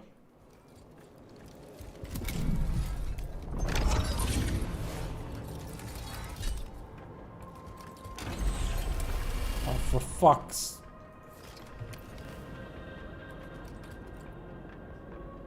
Yeah, I also want to play that one. I fucked up. Can't see them.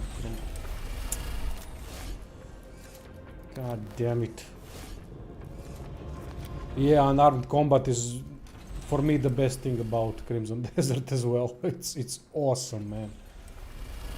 One of the best that I've seen in gaming. Excellent. Necron Lord almost done. Destroyer is doing his thing.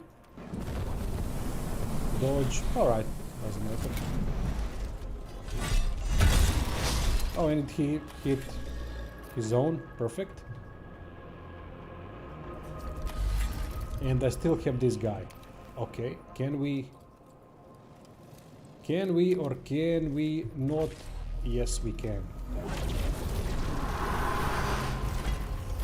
Is it gonna respawn? Yeah, it's gonna respawn, but at least it died once.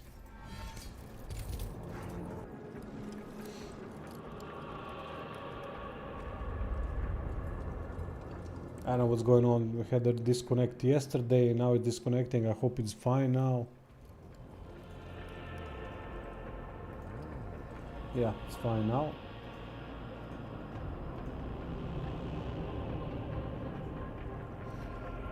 Yeah, I don't know what had it yesterday as well happening, but it should be alright, hopefully.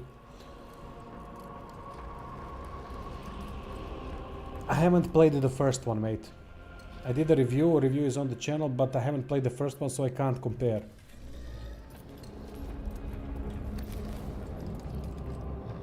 Oh, we got Scaevola. He's gonna deal with Necron Lord.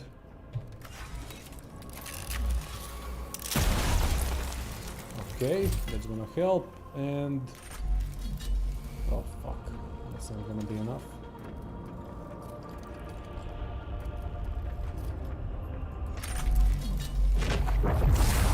Oh, it will. Never mind. Good job.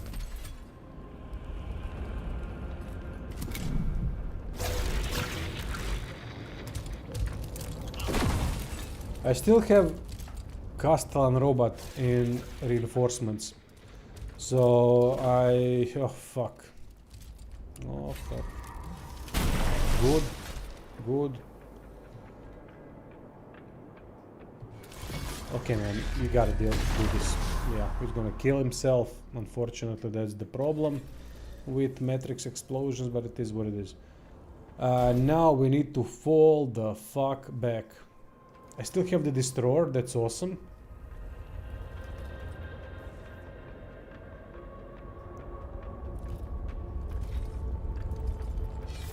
I gotta bait the enemy here. Yeah, he's gonna be the sacrificial lamb. Can I move after this? I can't. Alright, so move over here.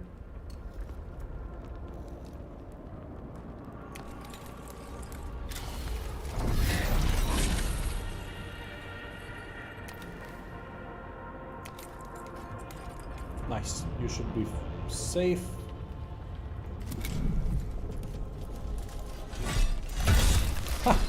These guys are doing work with the RNG. You know what? We are still healthy. So I'm gonna put the guy over here. Wait for the big cannon to recharge.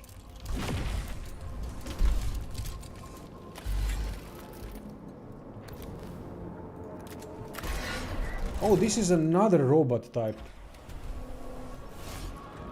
Okay. Inflicts armor crush on targets. Yeah, okay, let's see what he can do. Never played with the melee robot, I always had the ranged one. Let's see. Incendiary combustion inflicts burning on targets or fiery ground if there are no targets. At the end of its turn, okay, heavy assault. I can move after this. No, but this is the thing that we want. It can kill instantly. It's gonna trigger Matrix explosion, which is quite dangerous. Ah, we didn't kill him. Gonna teleport. But alright, not mad at that.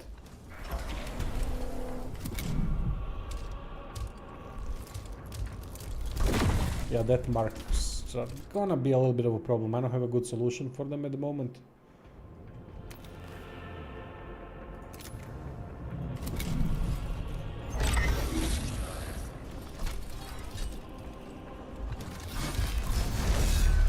Nice.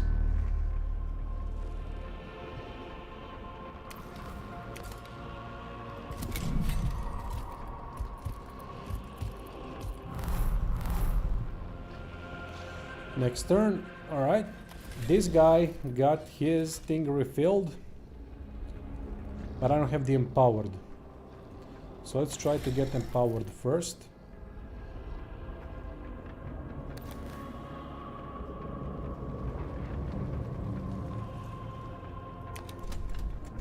I mean, one cognition point, although I don't know how I'm gonna get it. These robots are so funny looking, look like Juggernaut from X-Men. Nice! Another dodge! Holy shit! That's 4 dodges with 2 Rust Stalkers, that's incredible. Lucky as fuck.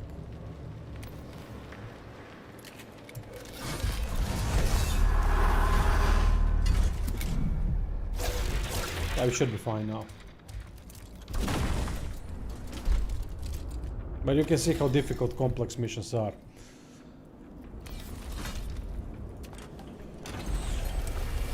Tomb. I always say complex assault. I mean, it's a tomb complex assault. We're not gonna waste that attack. Instead, let's just go with this. Because if I do the third attack, then we have 2 turns cooldown and I can't use any of the 2 weapons. So it's quite a big deficit in that department. Oh! Look who's here. Look who fucked off. Shit, look who's gonna kill Skeval, for fuck's sake. Move, move, mate, move. Not a good place for you to be. Okay, let's see. Now we have Necron Warrior over there. We have the Destroyer over here. Wait, can I? No, I don't have enough. Maybe. Maybe.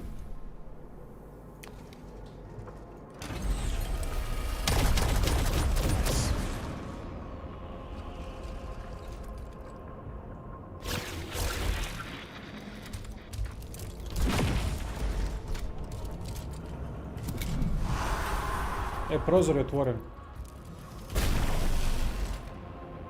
Može.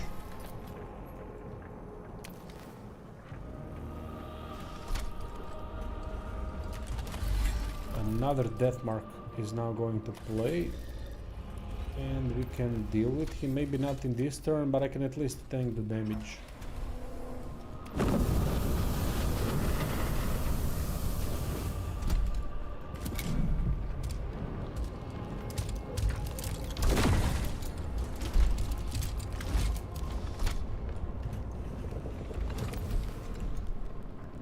You get away.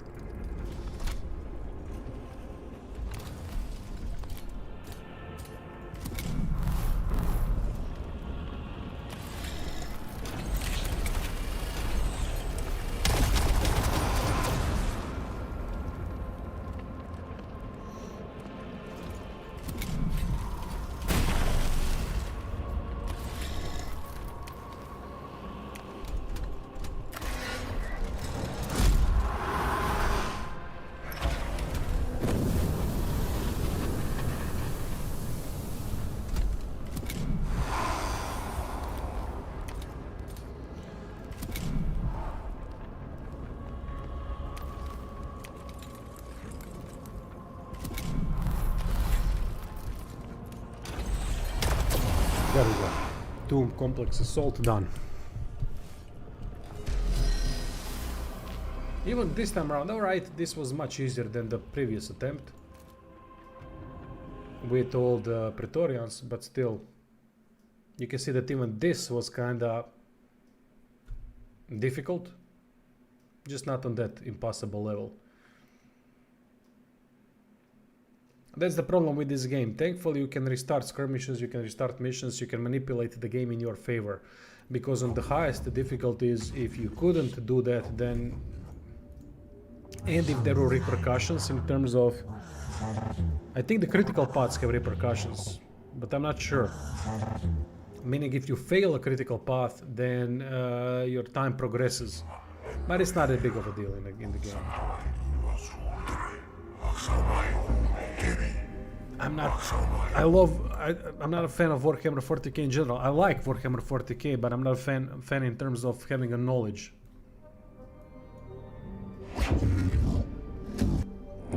Now I'm hunting a boss. Now the 1 day ago, as you would call yesterday in an English language, I played against a very nasty boss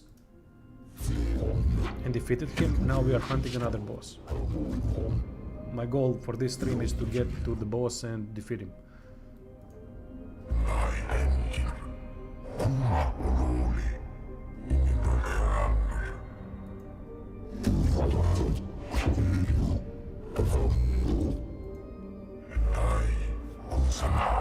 I really like Warhammer 40k, but I'm not a fan. I don't know any knowledge of it. I love Chaos Gate. I played the original one as well back in the day, but it was a long time ago. Really loved the art style of it. Now what is this though? Unlock divine grant defender to allied units in a radius.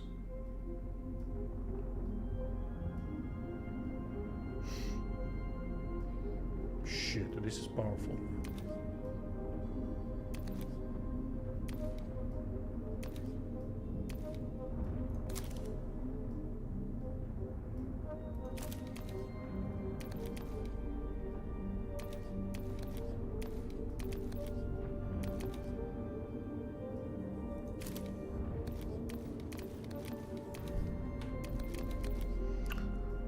Okay, I'll make a break and then come back and we're gonna hunt that boss.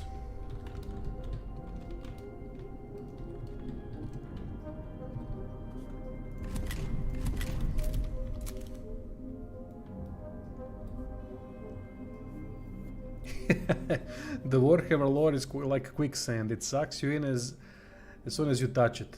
The further you are, the faster you sink in. Yeah, I started going in. I started watching some anime, I guess. What was it? The Blood something. Blood Angels. I think it was really cool stuff. Started going in, and I know that there's so much lore, that there's so many things. I said to myself, you gotta stop. You already have a job where you sink in tons of hours into games that you don't do anything else. I can't go into that. Oh, Astartes, yeah, that short series on YouTube. Some fan made, right? God damn, that's good. Anyway, I'll be back. 15 minutes, need a break. Need to go get some air.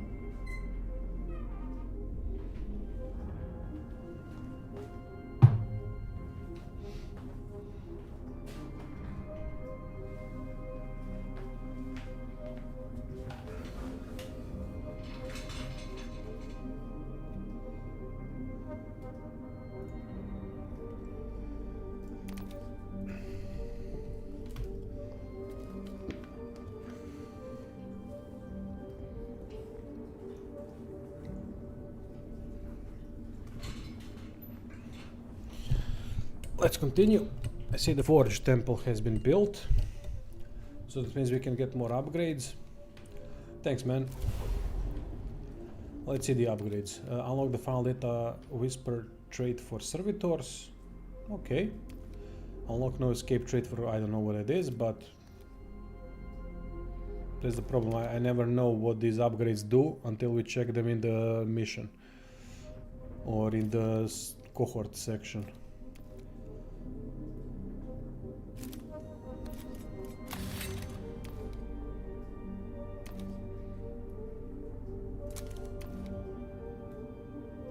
Unlock the priority aggression, priority preservation, and priority reposition skills for the Skitari Marshal. Okay. I don't know what those are.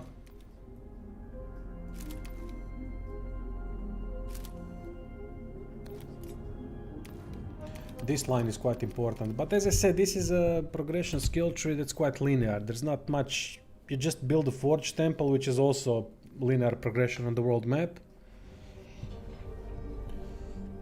I played Space Marine 2, but I only played the single player. I'm not interested in multiplayer, and I loved it. That's one of those games that really surprised me a lot. I never played the first one. Still haven't played the first one, so I don't know how the first one is. Was the focus of that game, but Space Marine 2 really surprised me. Awesome game. It reminded me of old school gaming a little bit. It was simple, it was effective, it was epic. So the multiplayer is also good. Awesome. Glad to hear that. I really liked that game. I saw that multiplayer has the potential. I played it, tried playing it a little bit, but I decided not to, because I think I'm switching to another game or something like that. But yeah, I enjoyed Space Marine 2, and oh, goddamn, that's a beautiful looking game.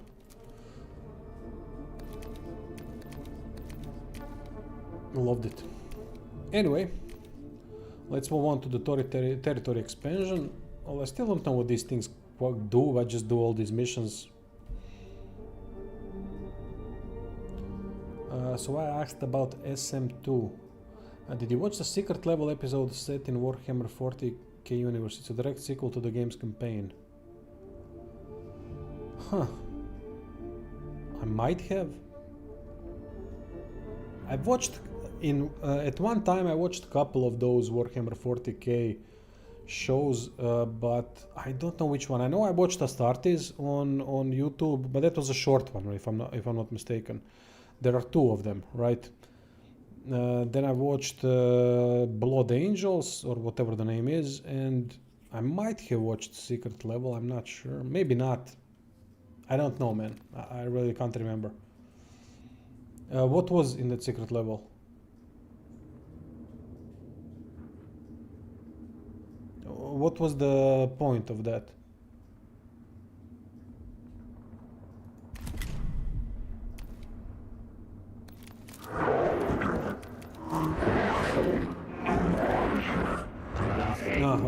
Okay. No, I mean just who's the focus on? That's the only thing that I wanted to know, what the focus is on Secret Level, what the story is about. Not to spoil it or anything like that, just to know what it's about, which faction, all that.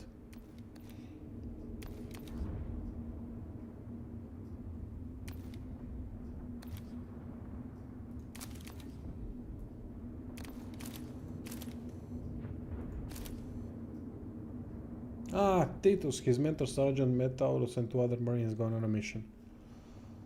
Okay, I don't think I watched it, so I will have to.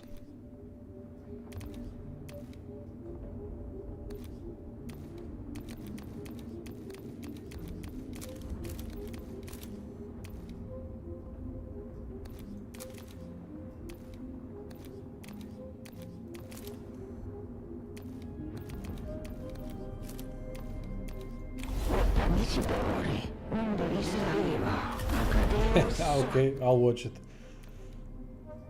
No doubt about it. Let's make it more interesting. We're gonna go immediately with the full vigilance meter. We now have some new upgrades for Castellan Robot. What did we get? No escape. Can make unlimited attacks of opportunity per round.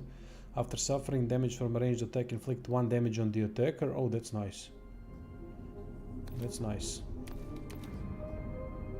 What else? We unlocked for the marshal something. Priority preservation. Grant defended to an allied unit. Oh, that's good. Does not count towards deployment capacity. So, alright. Definitely taking that. Right, Raw is a specific one. I love Raw. Raw is a tank, proper tank. We can just go with servitors in and have a field day with enemies, which I'm gonna try to do. But I'm still gonna put a couple of units here and there to make things safe.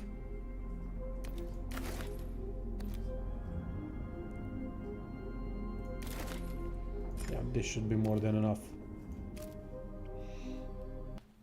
Unless, again, we have to deal with 10 Praetorians. In that case, fuck it.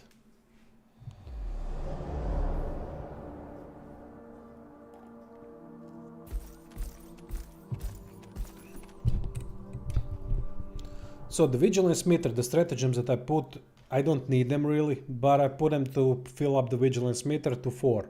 When we fill up the vigilance meter to 4, then the reinforcements spawn. So it's a more difficult mission.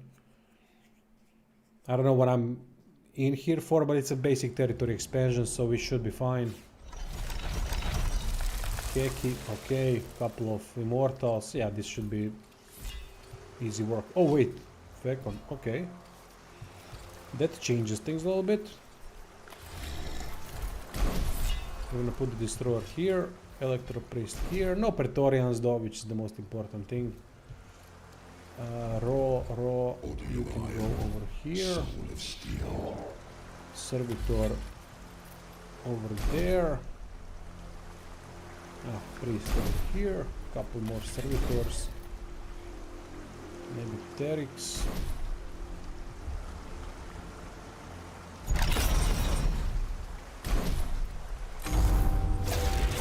Oh, there's a death mark too. That's fine.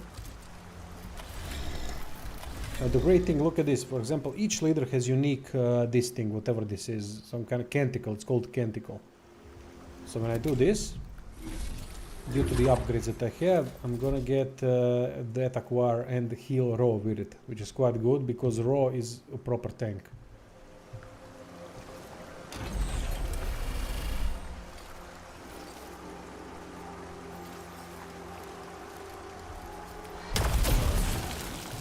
This immediately changes what's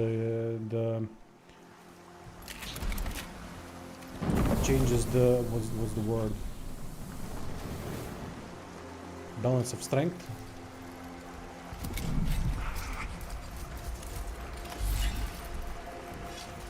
Servitors on the Raw are epic because they have field repairs, which means they can get back to the after dying they can get back to being recruited. During the mission, they have the last strike, which is awesome, meaning when they die, they will hit an enemy. Alright, Raw, let's move.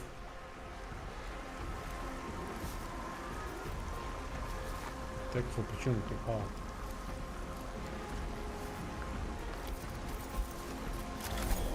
Okay, reveal the Xenos.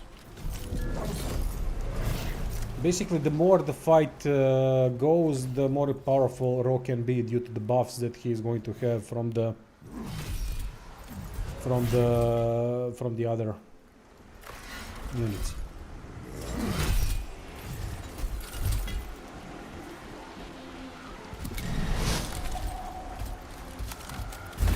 Oh shit! Well, I'm gonna lose the destroyer most likely, but this is going to be the most difficult mission. Most difficult skirmish of this mission, simply because I put I put vigilance meter on maximum. Do this, then we're gonna do that. I love Terix. Terix are so damn useful against lower tier units. They are the shit.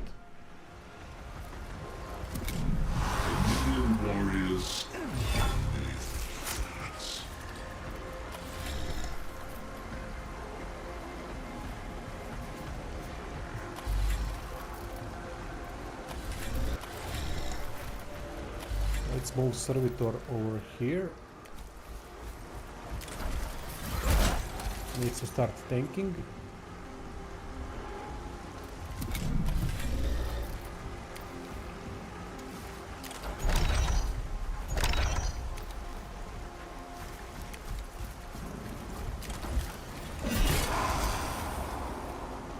They are not usually that good, servitors, but when you buff them with Rose special skill tree, they are awesome.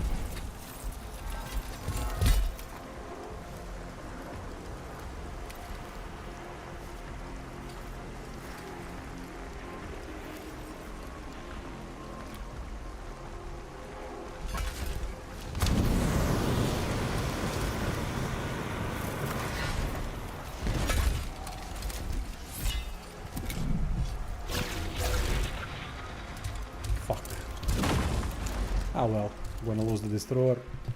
Still have Castellan robot, so I should be fine. But yeah, this is not an easy setup to deal with. There are a couple of really powerful enemies here.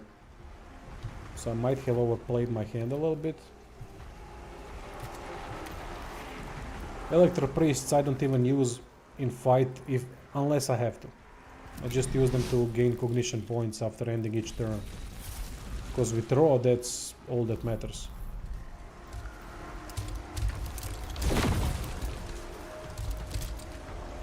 I don't care if he dies, he did his thing already. Not worried about it. Destroyer, I will move just in case. Maybe we can survive. Maybe.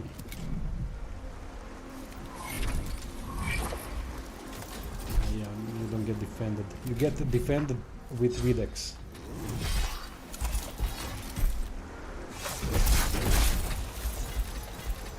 Transmitting. Who's next? Immortal, then Scarab, then Keki, then... Okay, I don't need to play with Raw at all. And that's gonna deal not enough damage.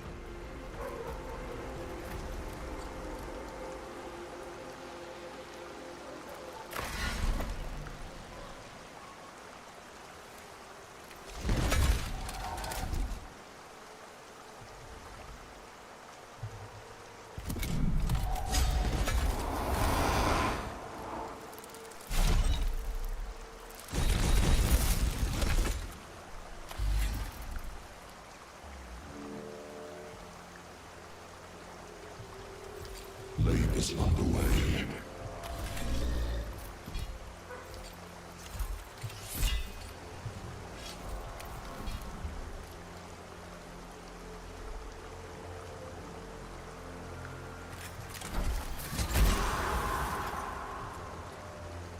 For Kilroth. Nice. Thought that he would kill him in one shot.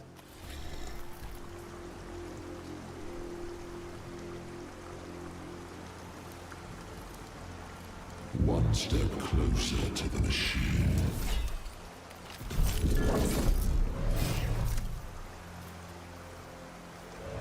Basically, with the rest of the units, we can use data incantical to generate data acquire. Data acquire, more data acquire we get strengthened stacks. Strengthened stacks means that we can do more damage the more stacks we have. So far, I don't want to use it because it's not that relevant at this point.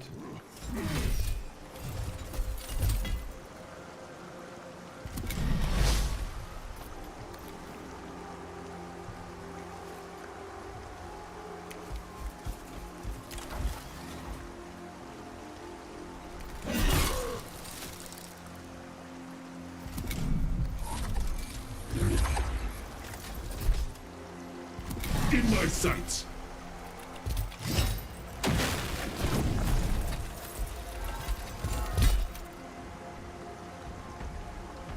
Just in case, I'm gonna move Electro Priest over here so that it can provide cover to Destroyer. Maybe Destroyer can survive this fight.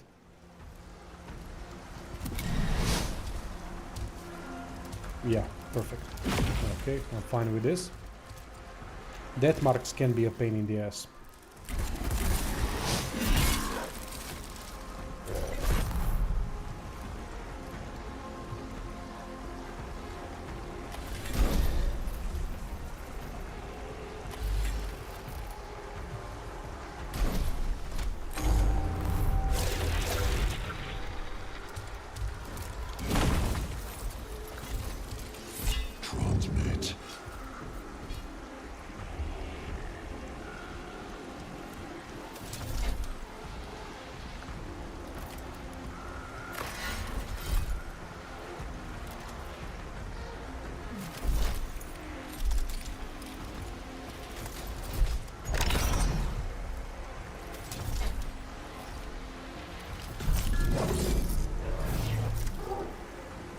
Die, Tony.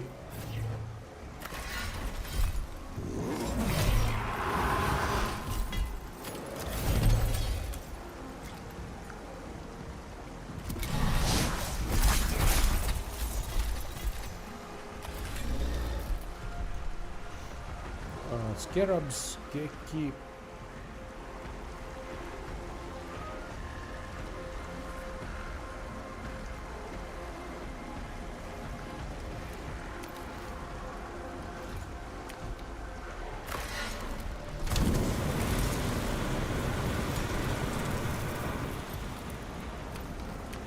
And the mobility of these guys is awesome. I'm just gonna get away. I don't need to waste 2 sterilizers. I mean, not to waste, because the first one did a lot of good things. And we can continuously heal raw with the Canticle.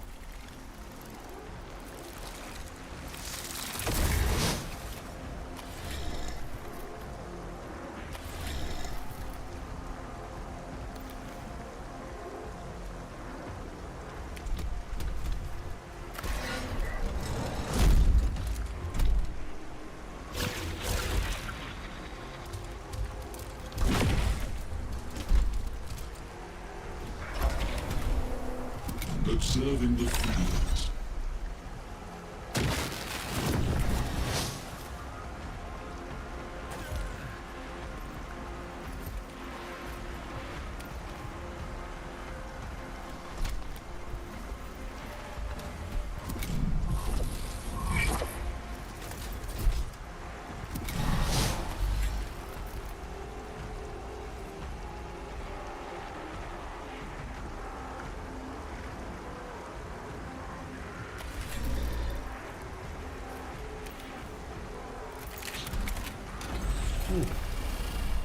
Now this is risky business. Oof, I can. Nice. Nice, okay. Because if he wouldn't be able to reach him with the attack, then that's the problem. That's the thing that really bothers me about this game. There's no firing range preview, so that I know if I'm going to be able to reach the enemy or not. And in this case, it could have been that that mark then shoots at the destroyer and then finishes my destroyer. Just because of that. Just because I didn't have a range preview. Which is really annoying as hell.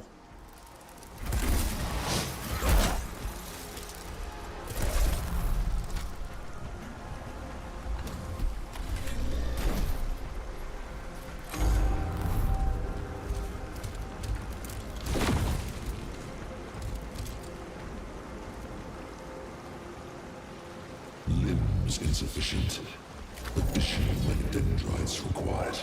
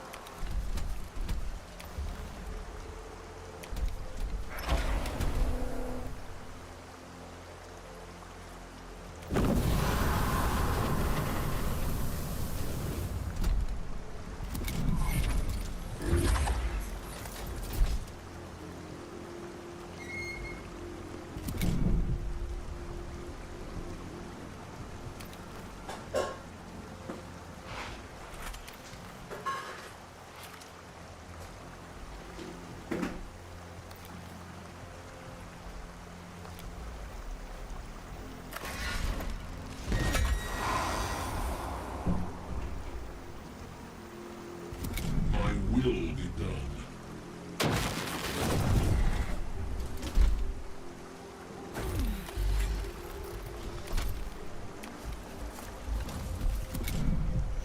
Now we gotta get the destroyer next to Raw. The reason is that Raw can heal him a little bit. Then before we do that, I need to move the priest as well. Oh fuck, I forgot to... Forgot to finish this guy. Well, we can do it now.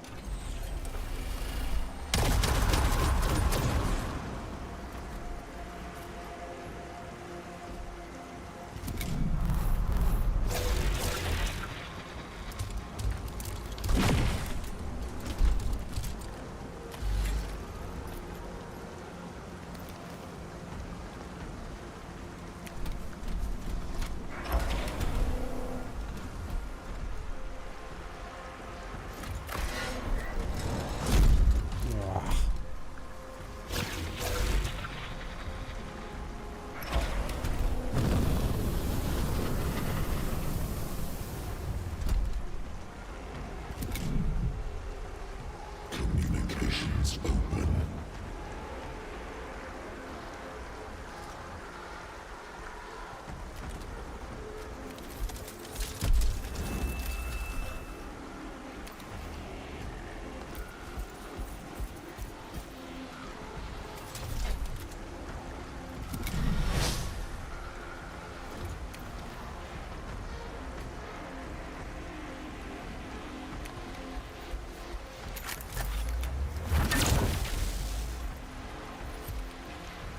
Dynasty.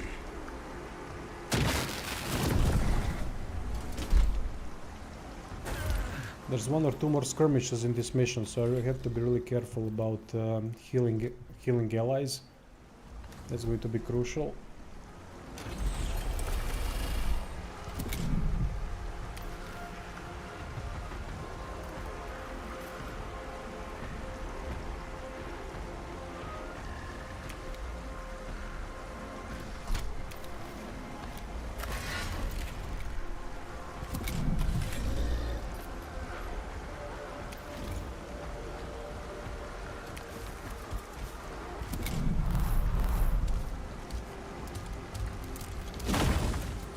Okay, better him than the robot.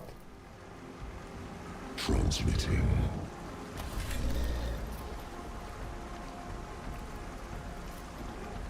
The secret level episode was made by the Astartes guy, I think. Hey Hefa, welcome mate.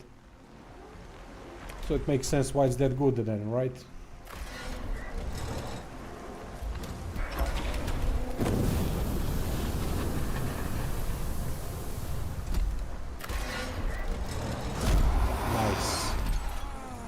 Going to... oh, this one doesn't reanimate automatically, I mean.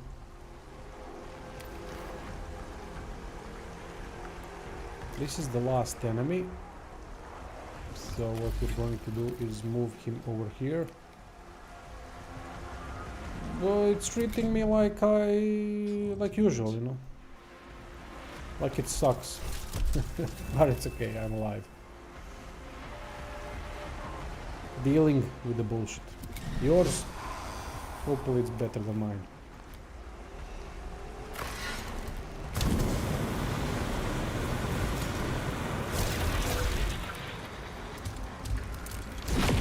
Ah shit, sorry to hear that, mate. What's wrong, if I may ask? If you don't want to answer, that's all good, mate. Don't want to pry into someone else's business.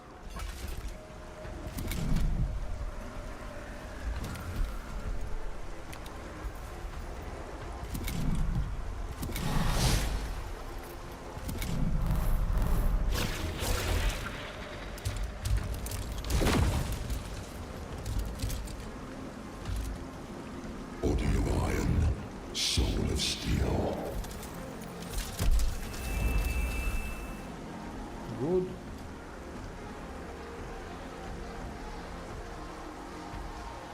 Applied for several different jobs because cost of living is getting worse and job pay is staying the same. Got denied on all of them. It is what it is.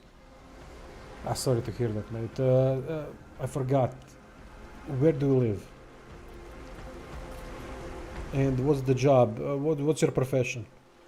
Spartans, what is your profession?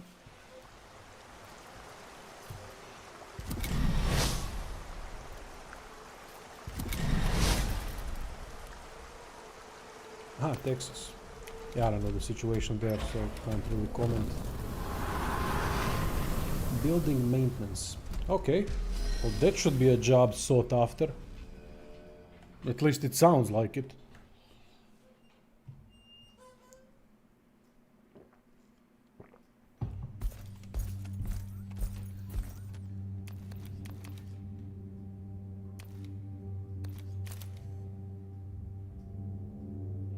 I can go anywhere and do this job, but my family is here and I can't. Yeah, I understand. Yeah,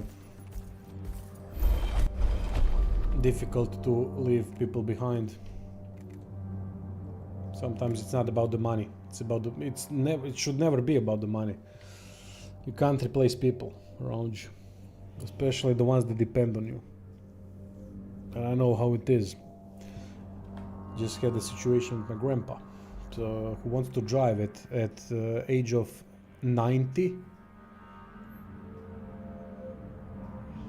and he's not pissed at me. He doesn't want to talk to me because I figured that he was doing something behind our back. He was trying to get a car behind our back because I forbade him to drive. So I took both cars, didn't give him any of the cars, old cars, not worth anything. Really, but he wanted to drive and I just took the keys away. Said, you can't drive, you're gonna kill someone. Now he's pissed at me, he's pissed at everyone, he doesn't want to talk to me. But it's family, it's a responsibility. It is what it is. But you gotta be responsible, you know. They depend on me to make the decisions and to take care of them in some way now that they are that old. But the fucking hell, man, these old people are so goddamn stubborn. He is specifically stubborn. And he went away a little bit in his head, and that's a problem. It fucking sucks. You have to do these things, but you have to do it. A reverse parenting.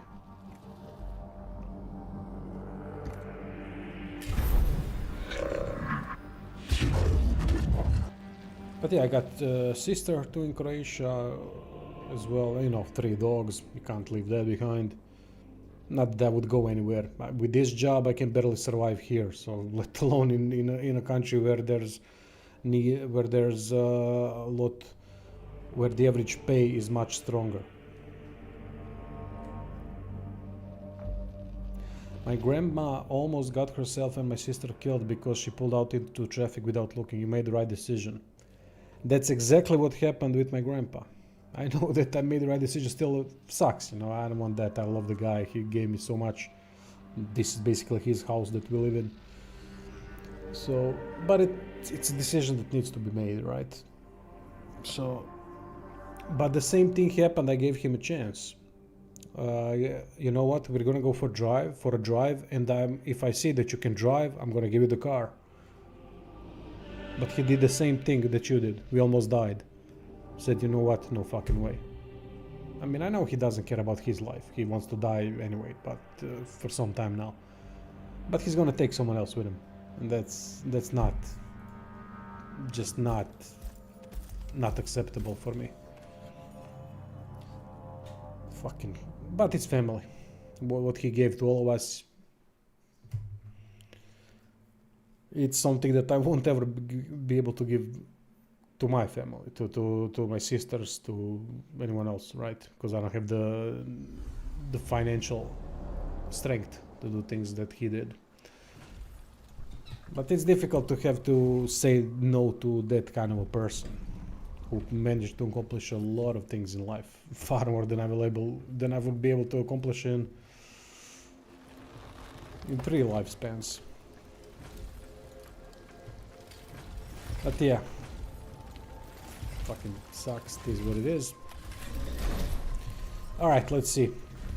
We have 2 Praetorians, not the worst kind, so we can deal with them, or we can bait them. We have Heki over there, so what I'm going to do is remove this destroyer, put him over here. Oh fuck, there are scarabs there. I did not notice that. Alright, we'll deal with them over time, and we have 2 of these bastards over there, so we need to bait them in. Marshals don't cost me anything to deploy. They are so goddamn good in this game, so useful. Servitor over here. We have to separate them because of the Praetorian jump. Can I put... No, I can't put 3 of them there. You know what? I'm gonna put Electro Priest and 1 more Servitor just in case. Yeah, it's risky as hell because when they jump, they're gonna damage all of them. But I need a chance to act before them. And yeah, that's why I did it. Alright, so the Destroyer. I'm too far away, so but that's fine. I just want them... If I can get all of them here, it's game over for them because I'll destroy them with the Destroyer. Processing. Now let's see what can we do with this. Can't do much yet, but I can do this, heal him. Reveal the Xenos.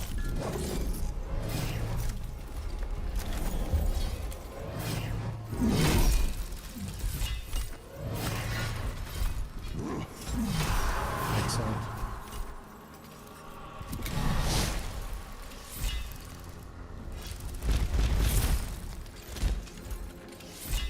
Oh, nice. Pterix got away. Now this is going to be a very risky thing that I'm doing. Scarab can kill me if they do maximum damage. Okay, good, good. Sometimes you gotta risk it.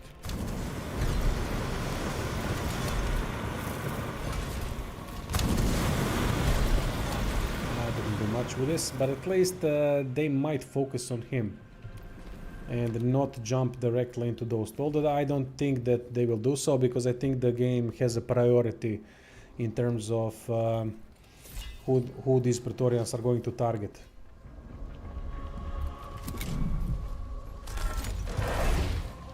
They will always try to target... Ah, fuck, I should have put Servitor here.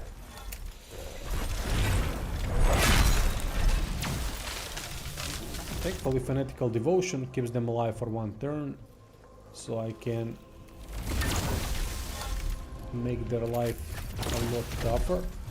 Oh shit, even Servitor might be able to deal with them. Maybe.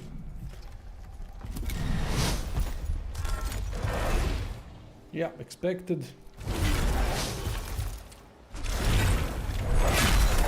He targeted the Marshal, which is fine. This is awesome. New skills. Grant focus to an allied unit, grant defended to an allied unit, grant accelerated to an allied unit. Really nice stuff. And we can buff with control edict. Definitely grant defended to an allied unit. I can only grant defended to me. Okay, that's weird. Maybe he can only do it to Skitari troops. And you can use with Skitari Marshals Canticle without any cognition cost, which is really, really good. I mean, these guys are incredible. All across the board.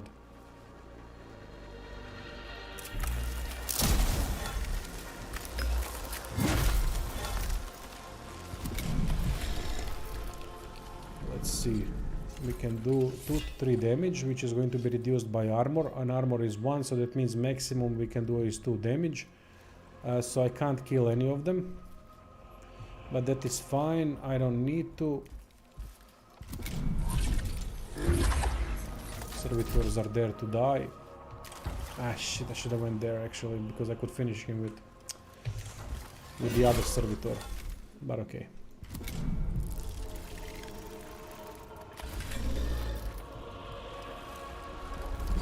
Now we have the Destroyer.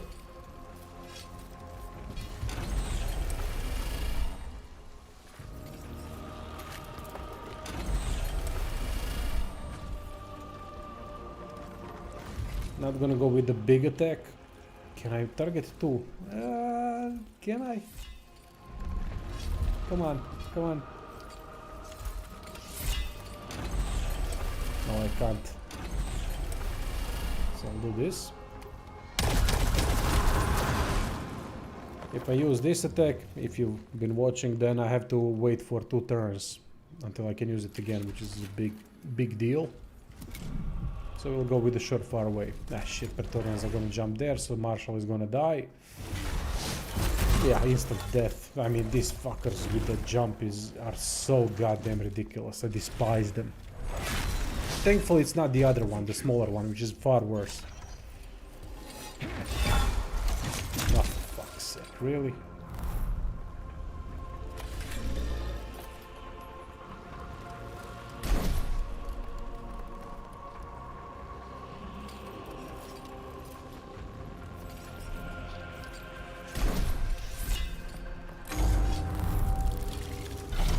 Perfect. We got them all in one place. Now it's gonna be a shit show for them. Guess I can do this.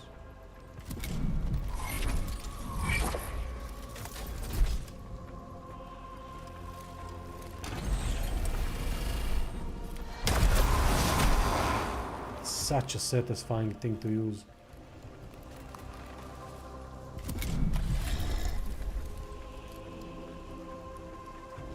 So we have one Praetorian over there. Oh, Electro Priest, nice. I can use this. Perfect. Should have moved in, but alright. Look at all those cognition points. Thank you, servitors.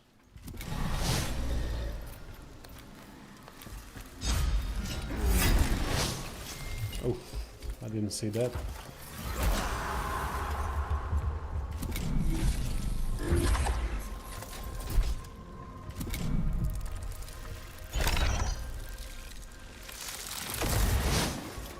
Labor's underway.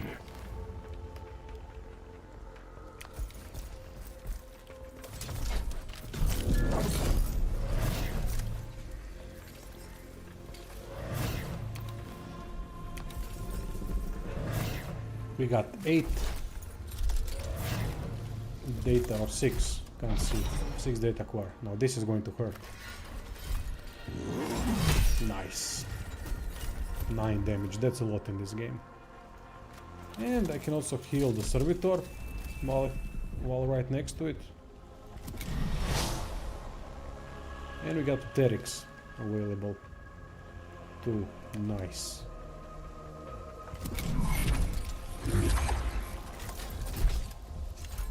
All is ready.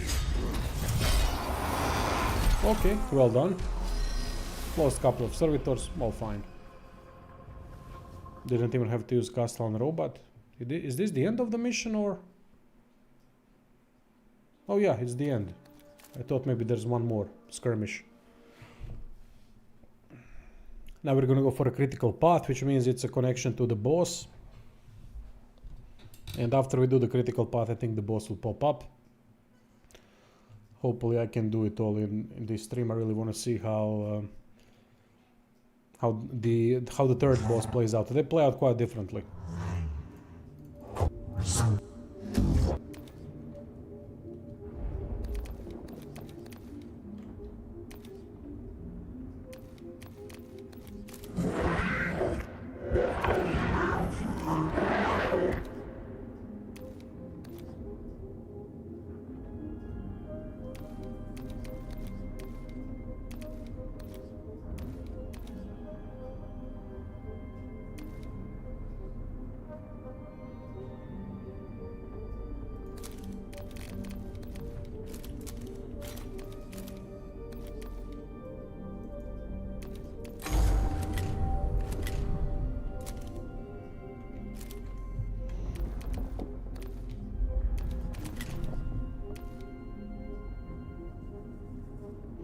It's a critical path. I'm gonna take Captrix.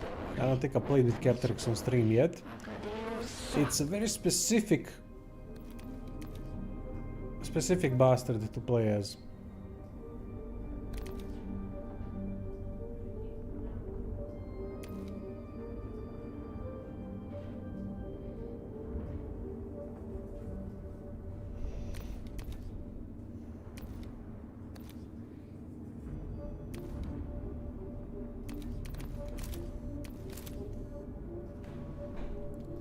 I don't know if it's better than the first one. I haven't played the first one, but the full review for the early review, meaning from what I've played so far, which is over 40 hours, is on the channel.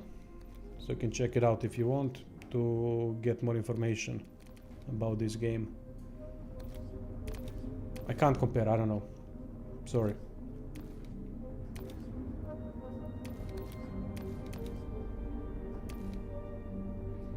Yeah, alright, this is going to be very difficult with Captrix. But let's try it out, because I haven't leveled him that much. Oh, there's a new enemy type. Okay.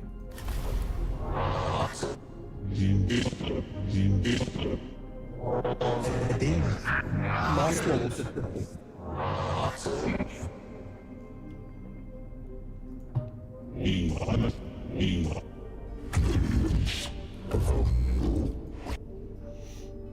Now with this guy there's an interesting approach, and that interesting approach is with the Rust Stalkers. Unfortunately I only have one Rust Stalker here. We're gonna use definitely the Destroyer, it's the good one. This one. Give me a Marshal, give me 3 Electro Priests.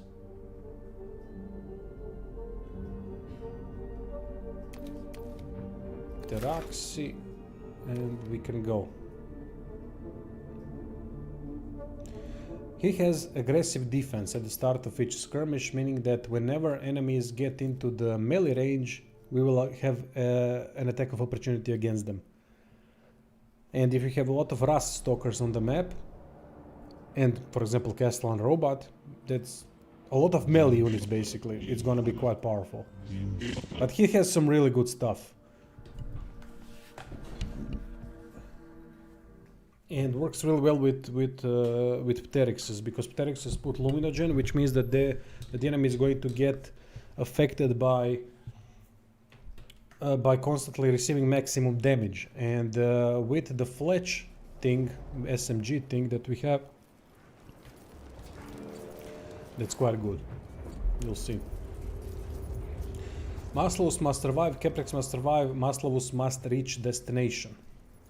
Ah, fuck, I hate these types of missions. Modus Venator. These missions can be really difficult, but I do have a good setup.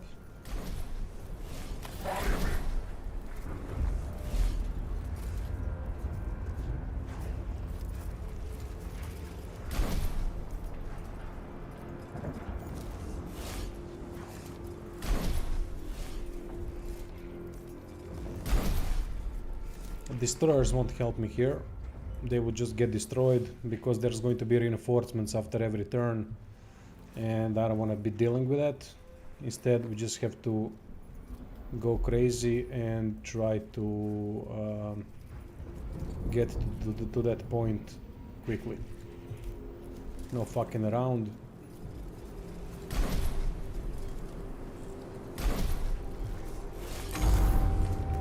Alright, let's see. Who do we want to kill first? This guy can reach us. Lying in wait. Yeah, let's go.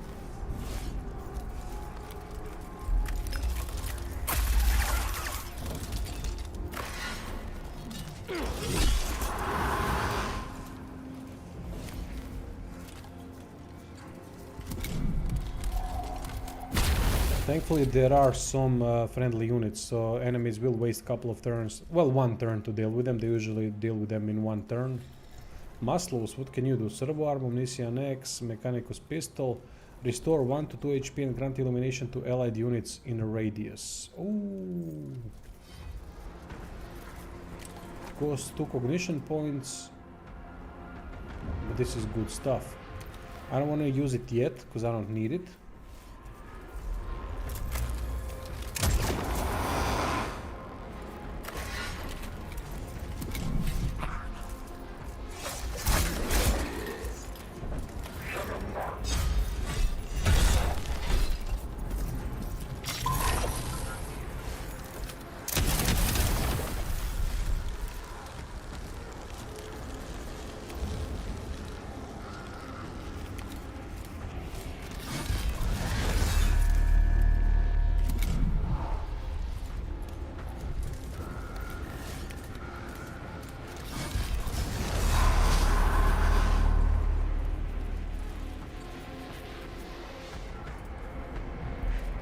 Well, this type of a mission is perfect for Captrix. Now that I think about it, because I can use this Invocation of Machine Vengeance to constantly move. I just realized that. I didn't even know that this mission was gonna happen, but it's a perfect choice for this type of a mission. So I might be able to get through it easy and fast.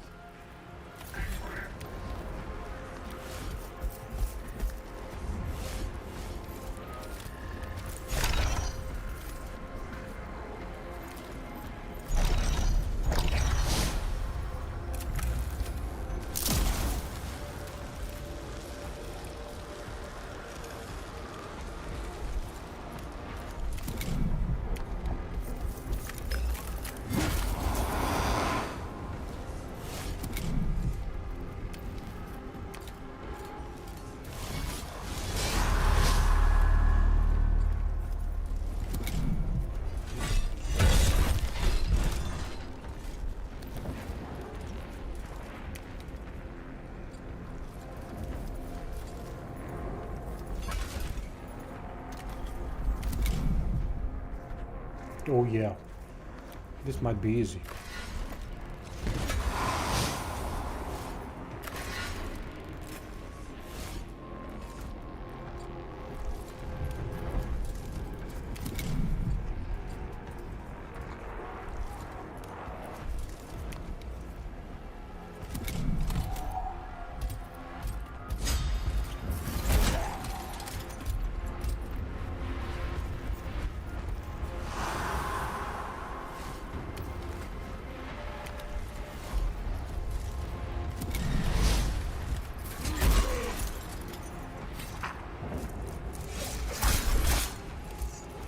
Yeah, they deal with all the enemies in one turn, and I expected that these bastards would reinforce. But let's see if I can move to this.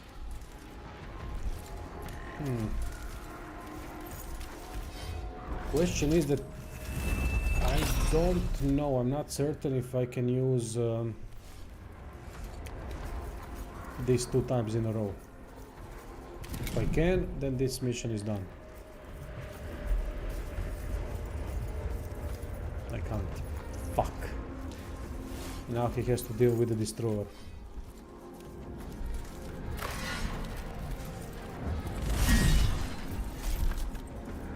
Oh, I think he can survive.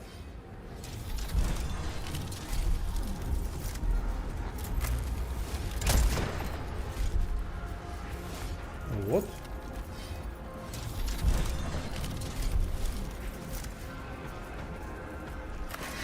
So he can play multiple times in a row. That's nice.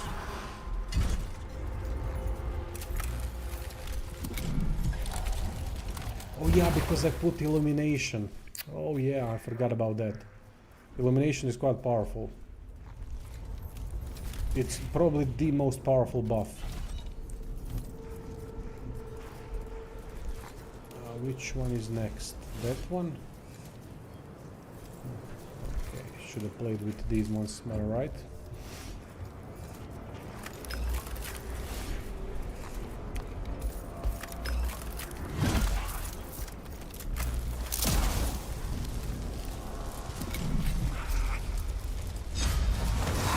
Oh yeah, aggressive defense.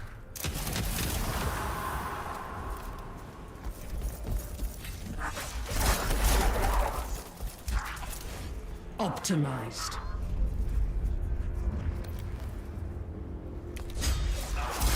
Oh, I didn't see that, bastard.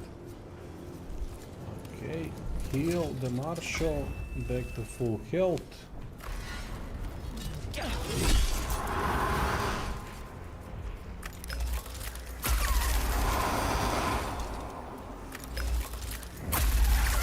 Shit, so unlucky. But okay, we have this. Illumination is sick.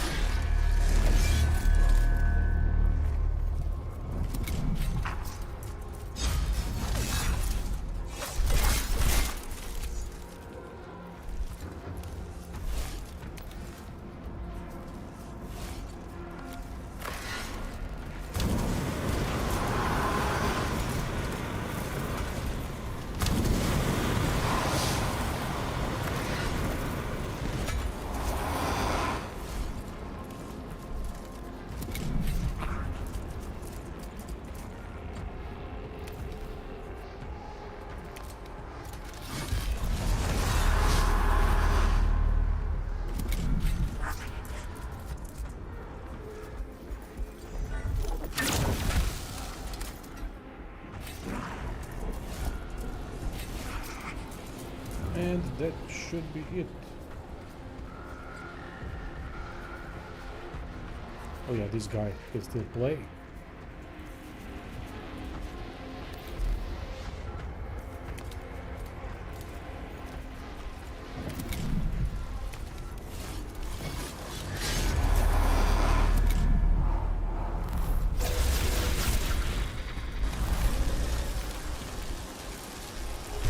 Easy peasy, thanks to Captrix's Canticle, but without him would be a lot more difficult. I would definitely lose a couple of troops.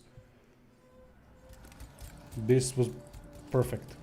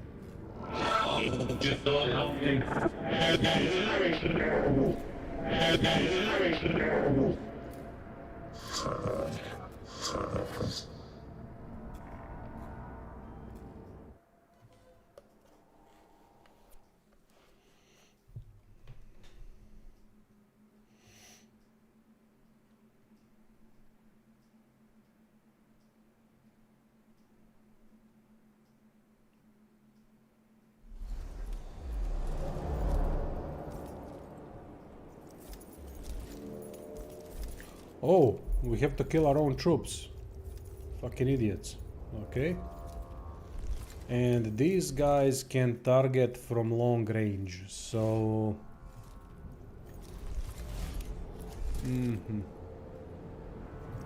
Could be a problem. Stalker Doctrina in effect. This is a completely different enemy setup than usual. Oh fuck, we have Rust Stalkers there.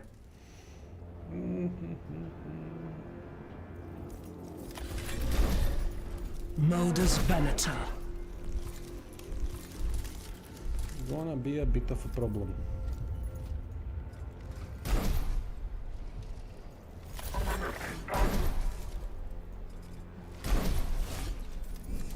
Assessing enemies for taxidermic optimized. Optimized.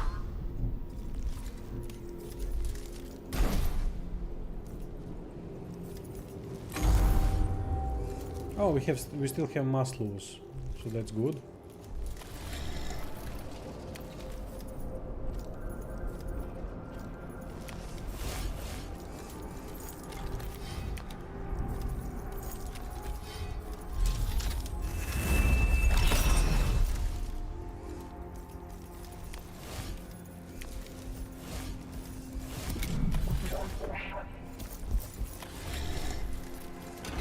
You know what's coming.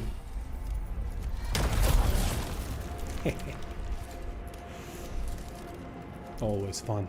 Always.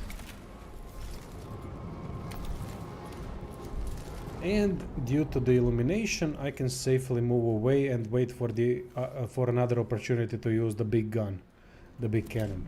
Perfect. Just perfect. Sound effects are incredible. Good thing that you said it, mate. I also noticed that the sound effects are really bloody good. Captrix, we don't have any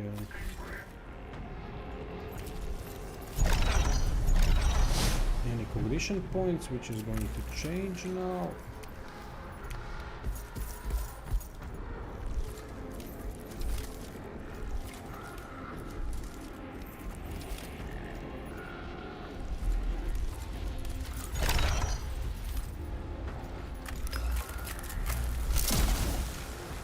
These guys need to die fast.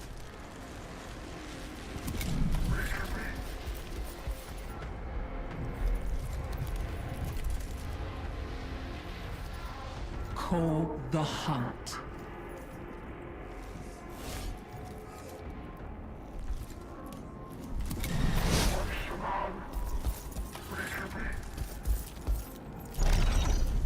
Oh, they have marshals too, and two of them.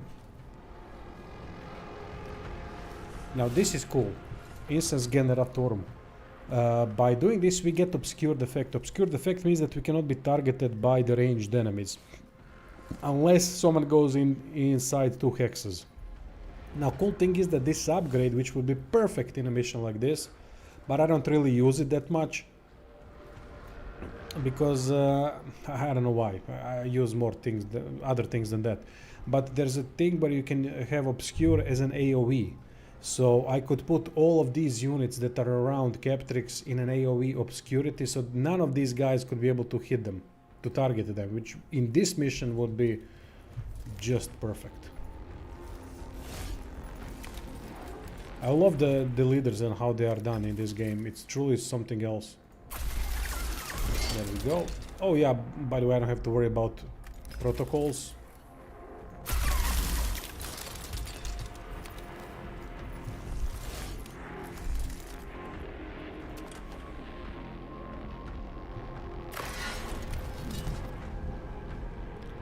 Can't target him, so we're gonna go back a little bit.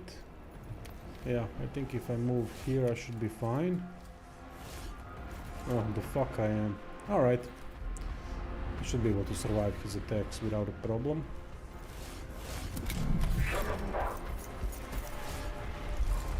So the fledge gun, the SMG that has a random RNG, meaning that it can do 0 to 3 damage per hit, but it hits 4 times. If you can buff it with Control Edict, with Luminogen from the Pterix, and with that Obscure thing, because that Obscure puts also Focused, which increases max damage +1. You can do insane amount of damage. Also gonna be done in also gonna be explained more and showcased in an upcoming video. I'll do a couple of leader builds just to showcase what can be done.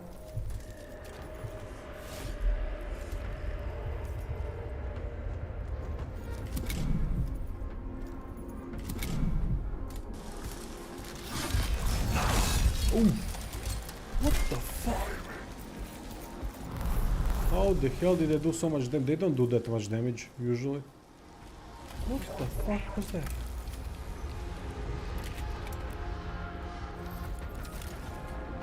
I detect the data scent of the prey.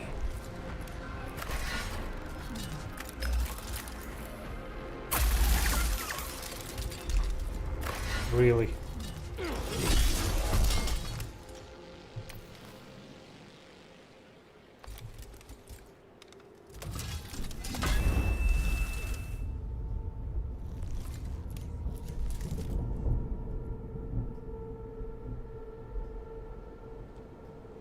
I don't know how long it lasts. It has a cooldown of 3 turns, but I don't know how long the obscure thing lasts. Let's wait for them to all get to this point, then we'll blast them with the destroyer again.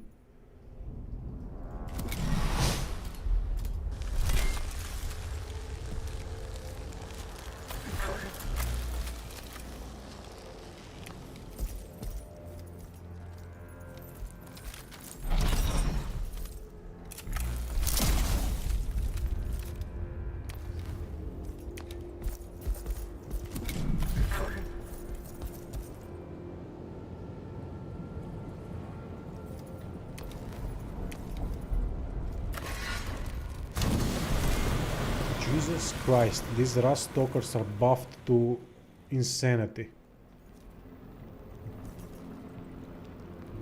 My rust stalkers are nowhere near as good. Now Pterix are cool because they can go out of bounds, kinda out of bounds, so the ranged characters, so the melee characters cannot reach them, which is quite cool.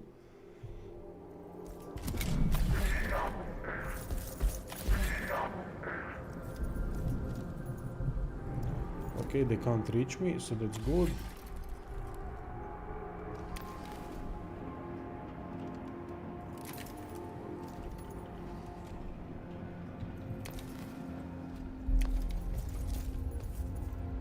He can't go into cover. Some units can't go into cover, which is a mistake now because I put him there and Ranger might be able to hit him, but he'll survive.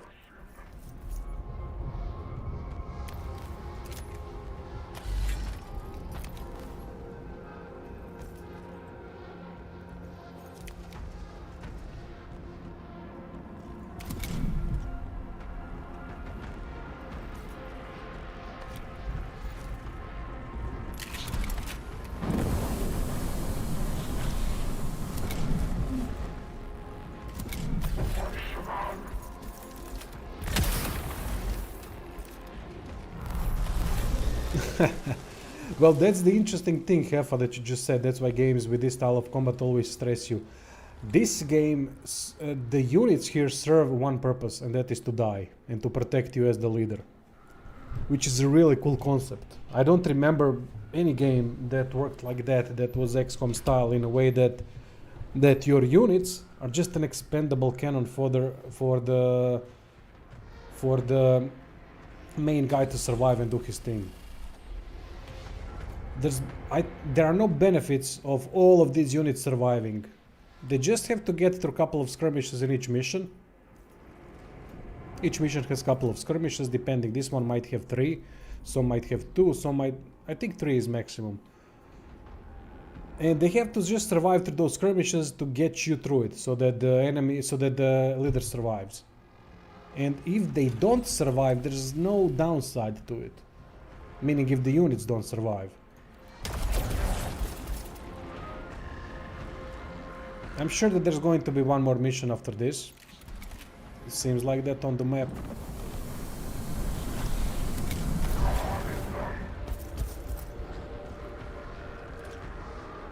Modus Venator.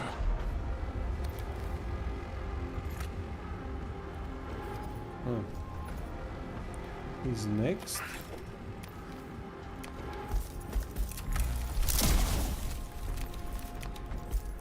Get back.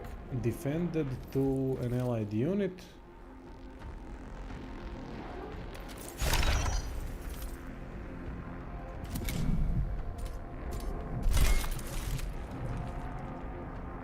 Ready. Oh, why is there no cover here? I don't get it. There should be cover here. Nice. Brilliant. Alright, now I have 6 health remaining only, so I don't want to fuck around. I really fucked up by going too close with Captrix. Yeah, this is all good. Destroyer, I can heal Destroyer, I think. Yeah, he's got Medicum ability.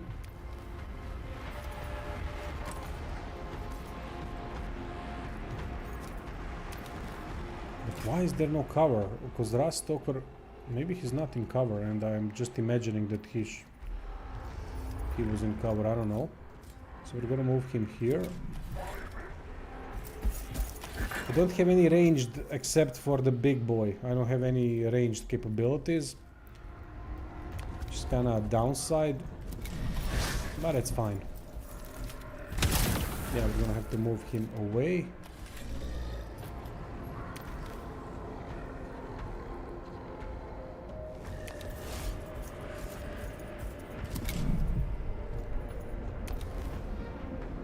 Maybe sacrifice Pteryx in the process. Or maybe just get him here so that he can kite the enemies a little bit. That would be also nice. Yeah, fuck, Destroyer might die. But he did his thing, basically because of the Destroyer. I'm able to survive the mission.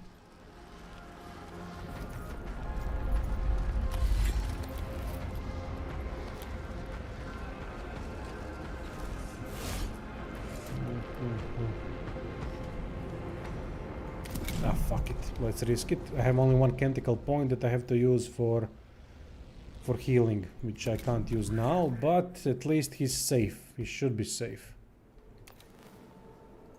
Let's fuck around with them a little bit. Oh, there we go. Canticle killed. Nice.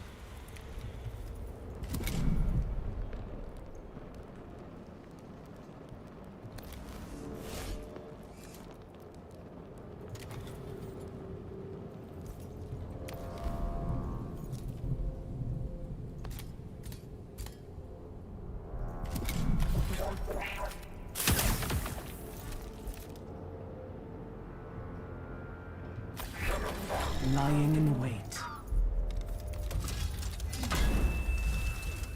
Awesome. But you can't heal yourself, which is interesting.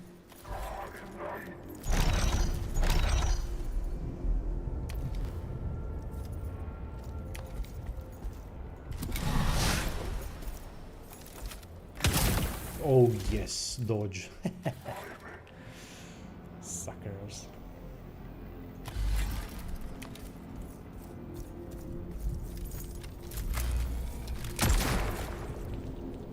There goes the ranger. And we have illumination, but I'm not gonna waste that on... I'm not gonna waste cognition points on that now because I have another idea.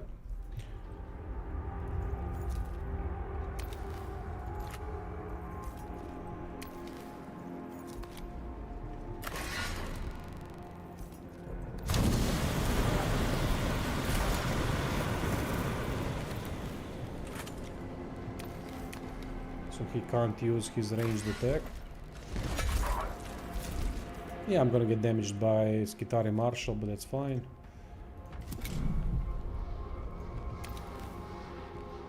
You go here.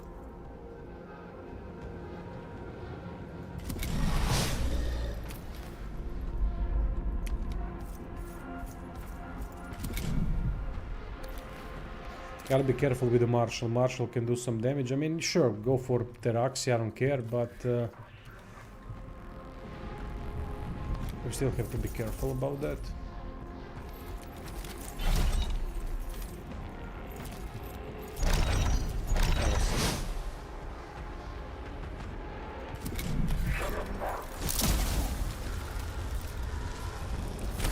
Oh, nice. Not a problem at all. Good.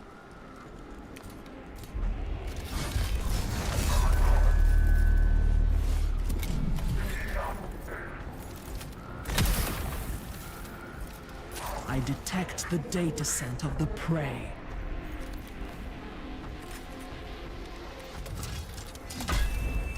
Destroyer all up and ready.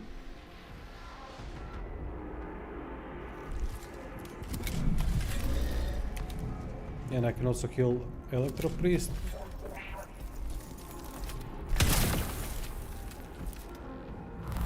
That's fine, Rust Stalkers I don't care about.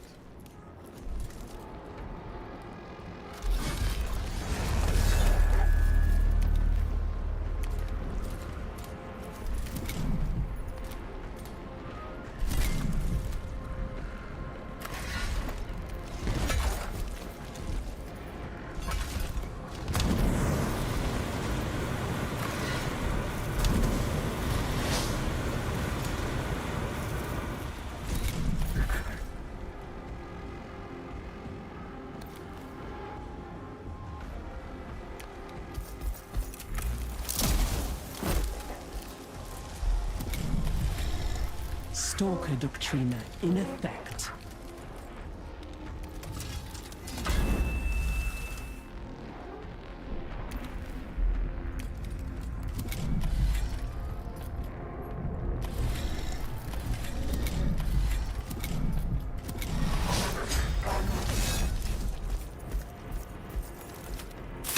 Ah, shit.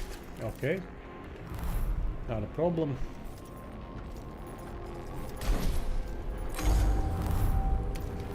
Oh, I thought I could go over it. Ah, alright.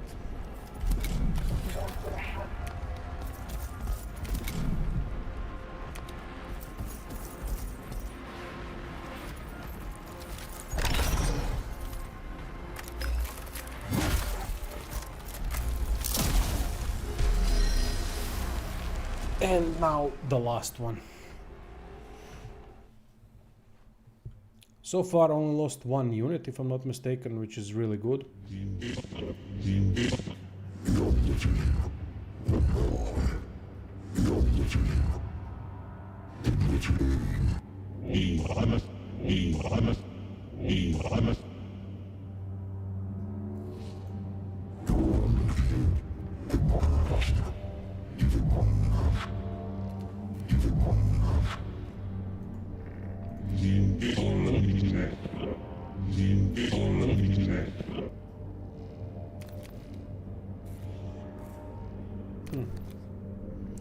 Restore 50 HP. Yeah, I think we're gonna go with that.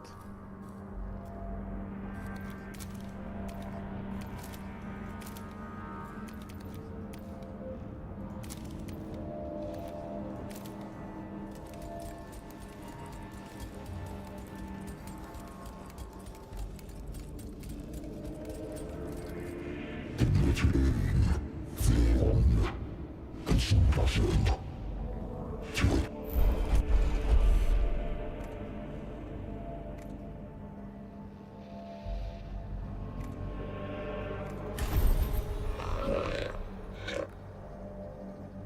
Enemy units suffer exposed next skirmish. Awesome. Oh shit, there might be 4 skirmishes in this one. I don't remember having a mission with 4 skirmishes. Could be difficult to get through it all.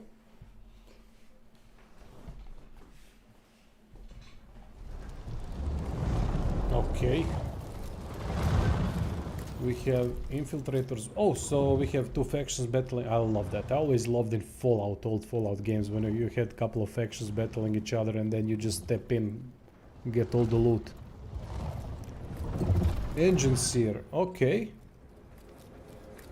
What the hell is that? I don't have that unit. Aha, that's the main one that we have, so never mind. Okay.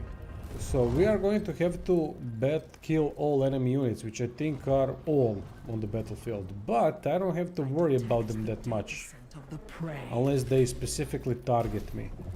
So I don't know how this is going to go. I will save the game. I don't know how the AI is going to work in this.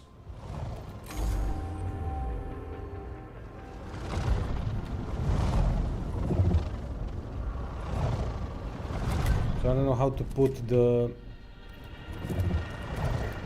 what to do with the units currently. But I'll try to play defensively, let them deal with each other while I just keep generating cognition points, healing, and so on.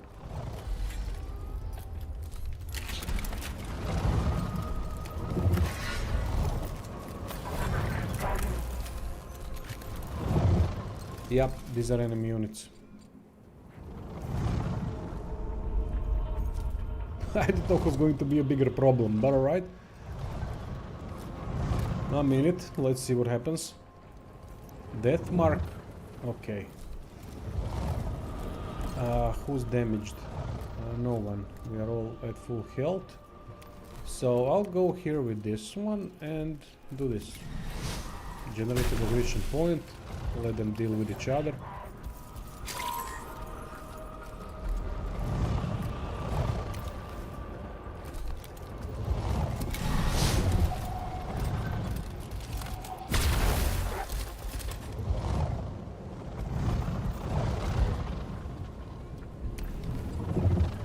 We don't have to do a thing, I hope.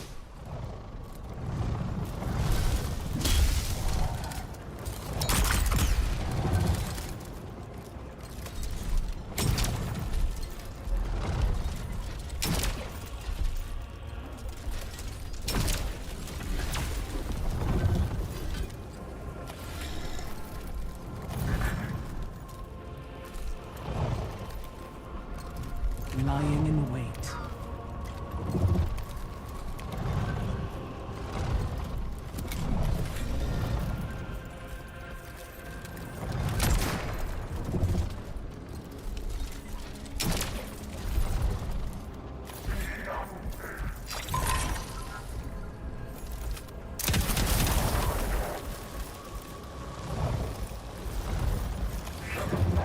All right, so they will fight.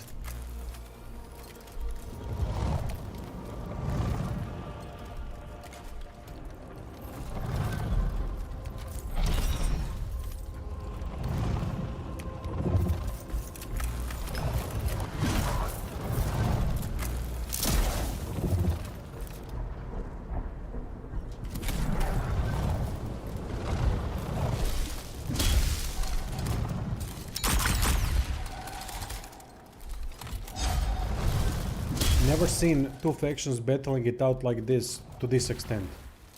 Usually there are a couple of allies and all that, but having 2 different factions battling it out that are also my enemies. Yeah, sounds in this game are... and the units look great, I have to say.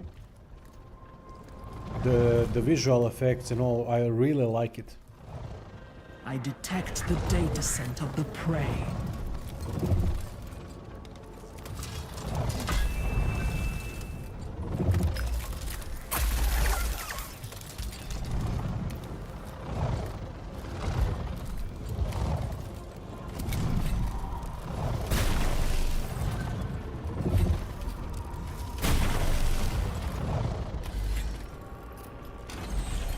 I'm so tempted.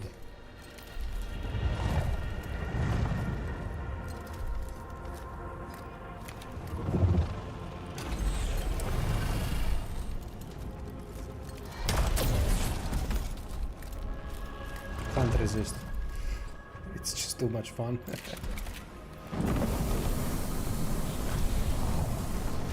And I can move back safely, thanks to Captrix and his Canticle.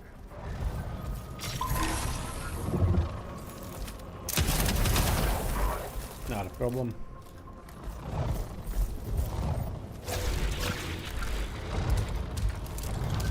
Had to level the playing field. I see that Necrons are destroying them, so...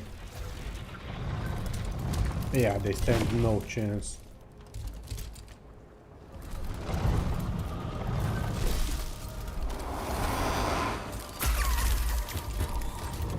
Four times 0. Oh man, this guy is...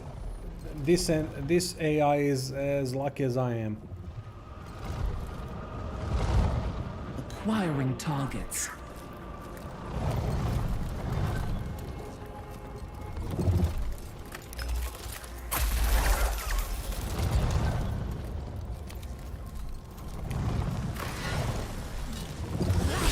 Now, face off.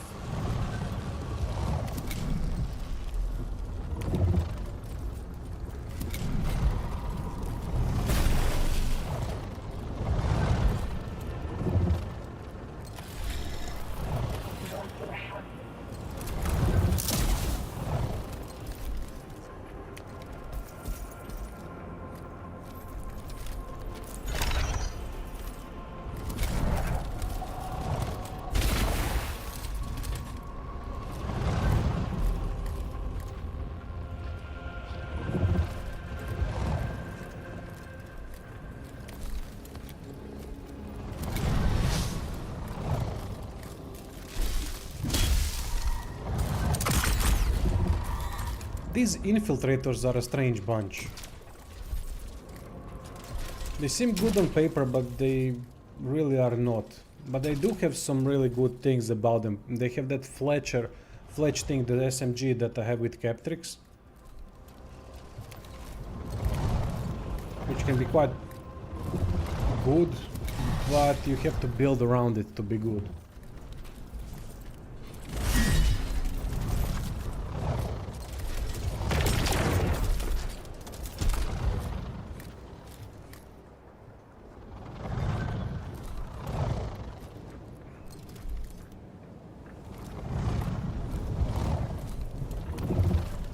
Alright, let's move.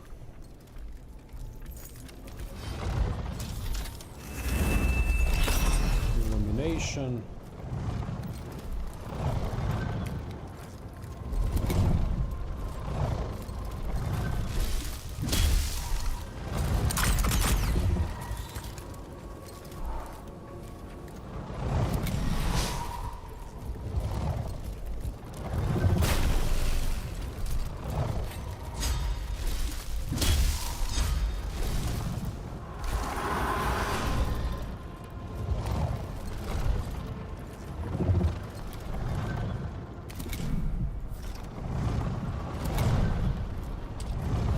Fuck, he lost illumination.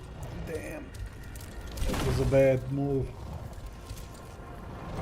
Buffed too early.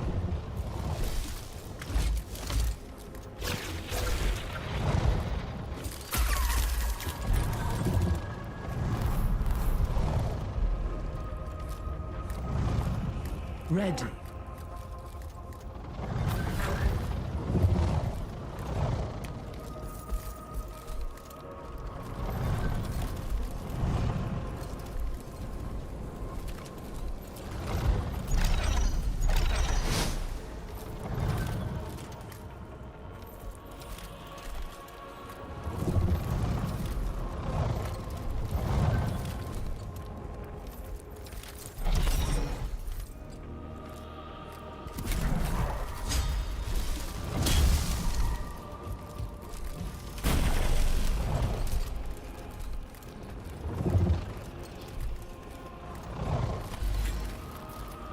Why can't you move here? I don't get it. Ready.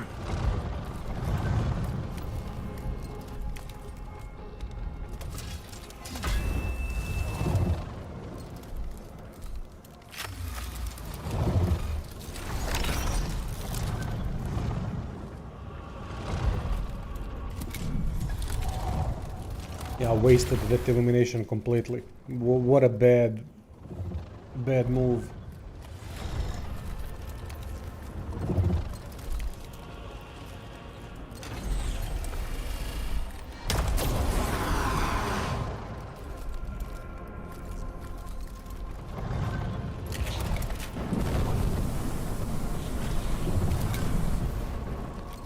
What the I'm just making bad moves one after another. I should have done that and then burned everything here.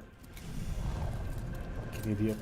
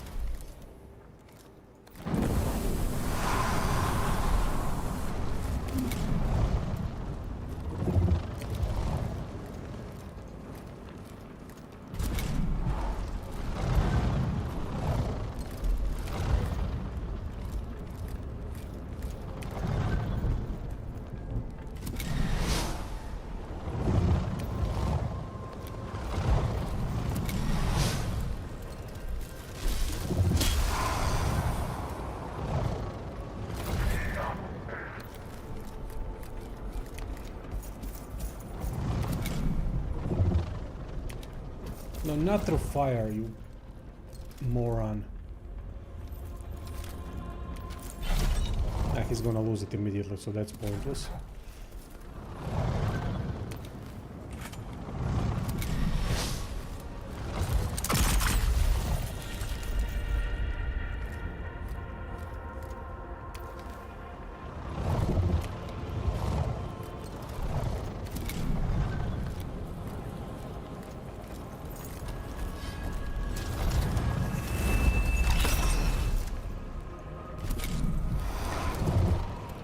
Acquiring targets. I detect the data set of the prey.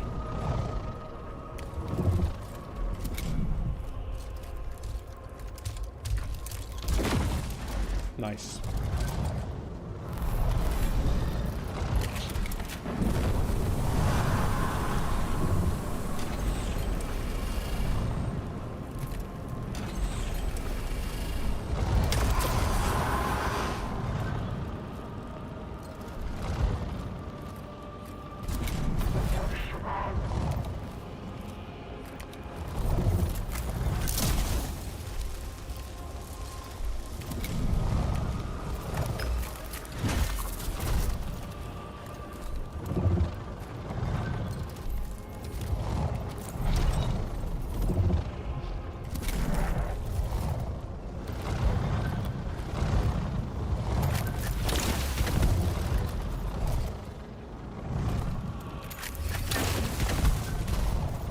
Well done.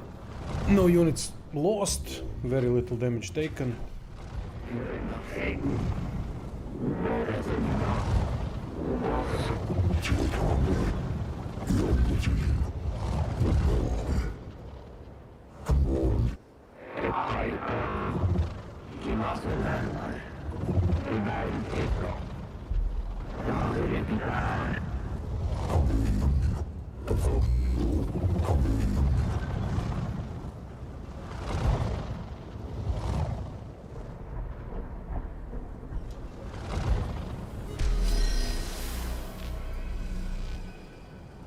Oh, that's it. Mission completed. I thought that maybe one more behind this.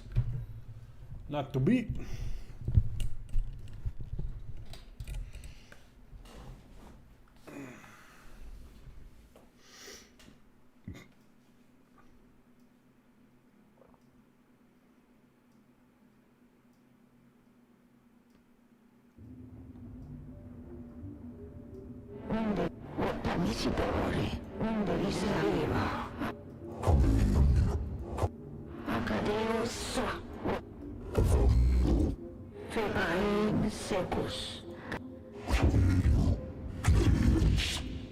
It's cool that there is this, I don't know what's it called, linguistica, technicus, I don't know, doesn't matter. They have that option, and then you can make it, and then you can remove that option.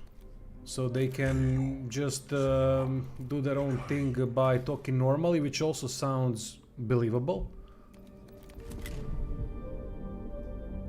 So I find that quite nice, that there are two options. Their voiceovers are quite nice too, but to be honest, it gets kind of annoying listening to that robotic voices, to those robotic voices. For me, it did. Kepler got an additional upgrade. What is it? Priority target. Oof, I'm using priority target.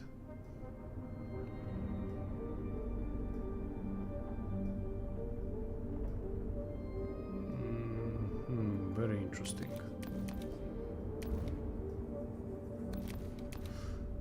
Nah, I'll leave it like this. Anyway, thank you for watching. That's it for today. I'll not stream over the weekend, but I'll prepare some builds for the game. Thanks all, have a good weekend and see you soon.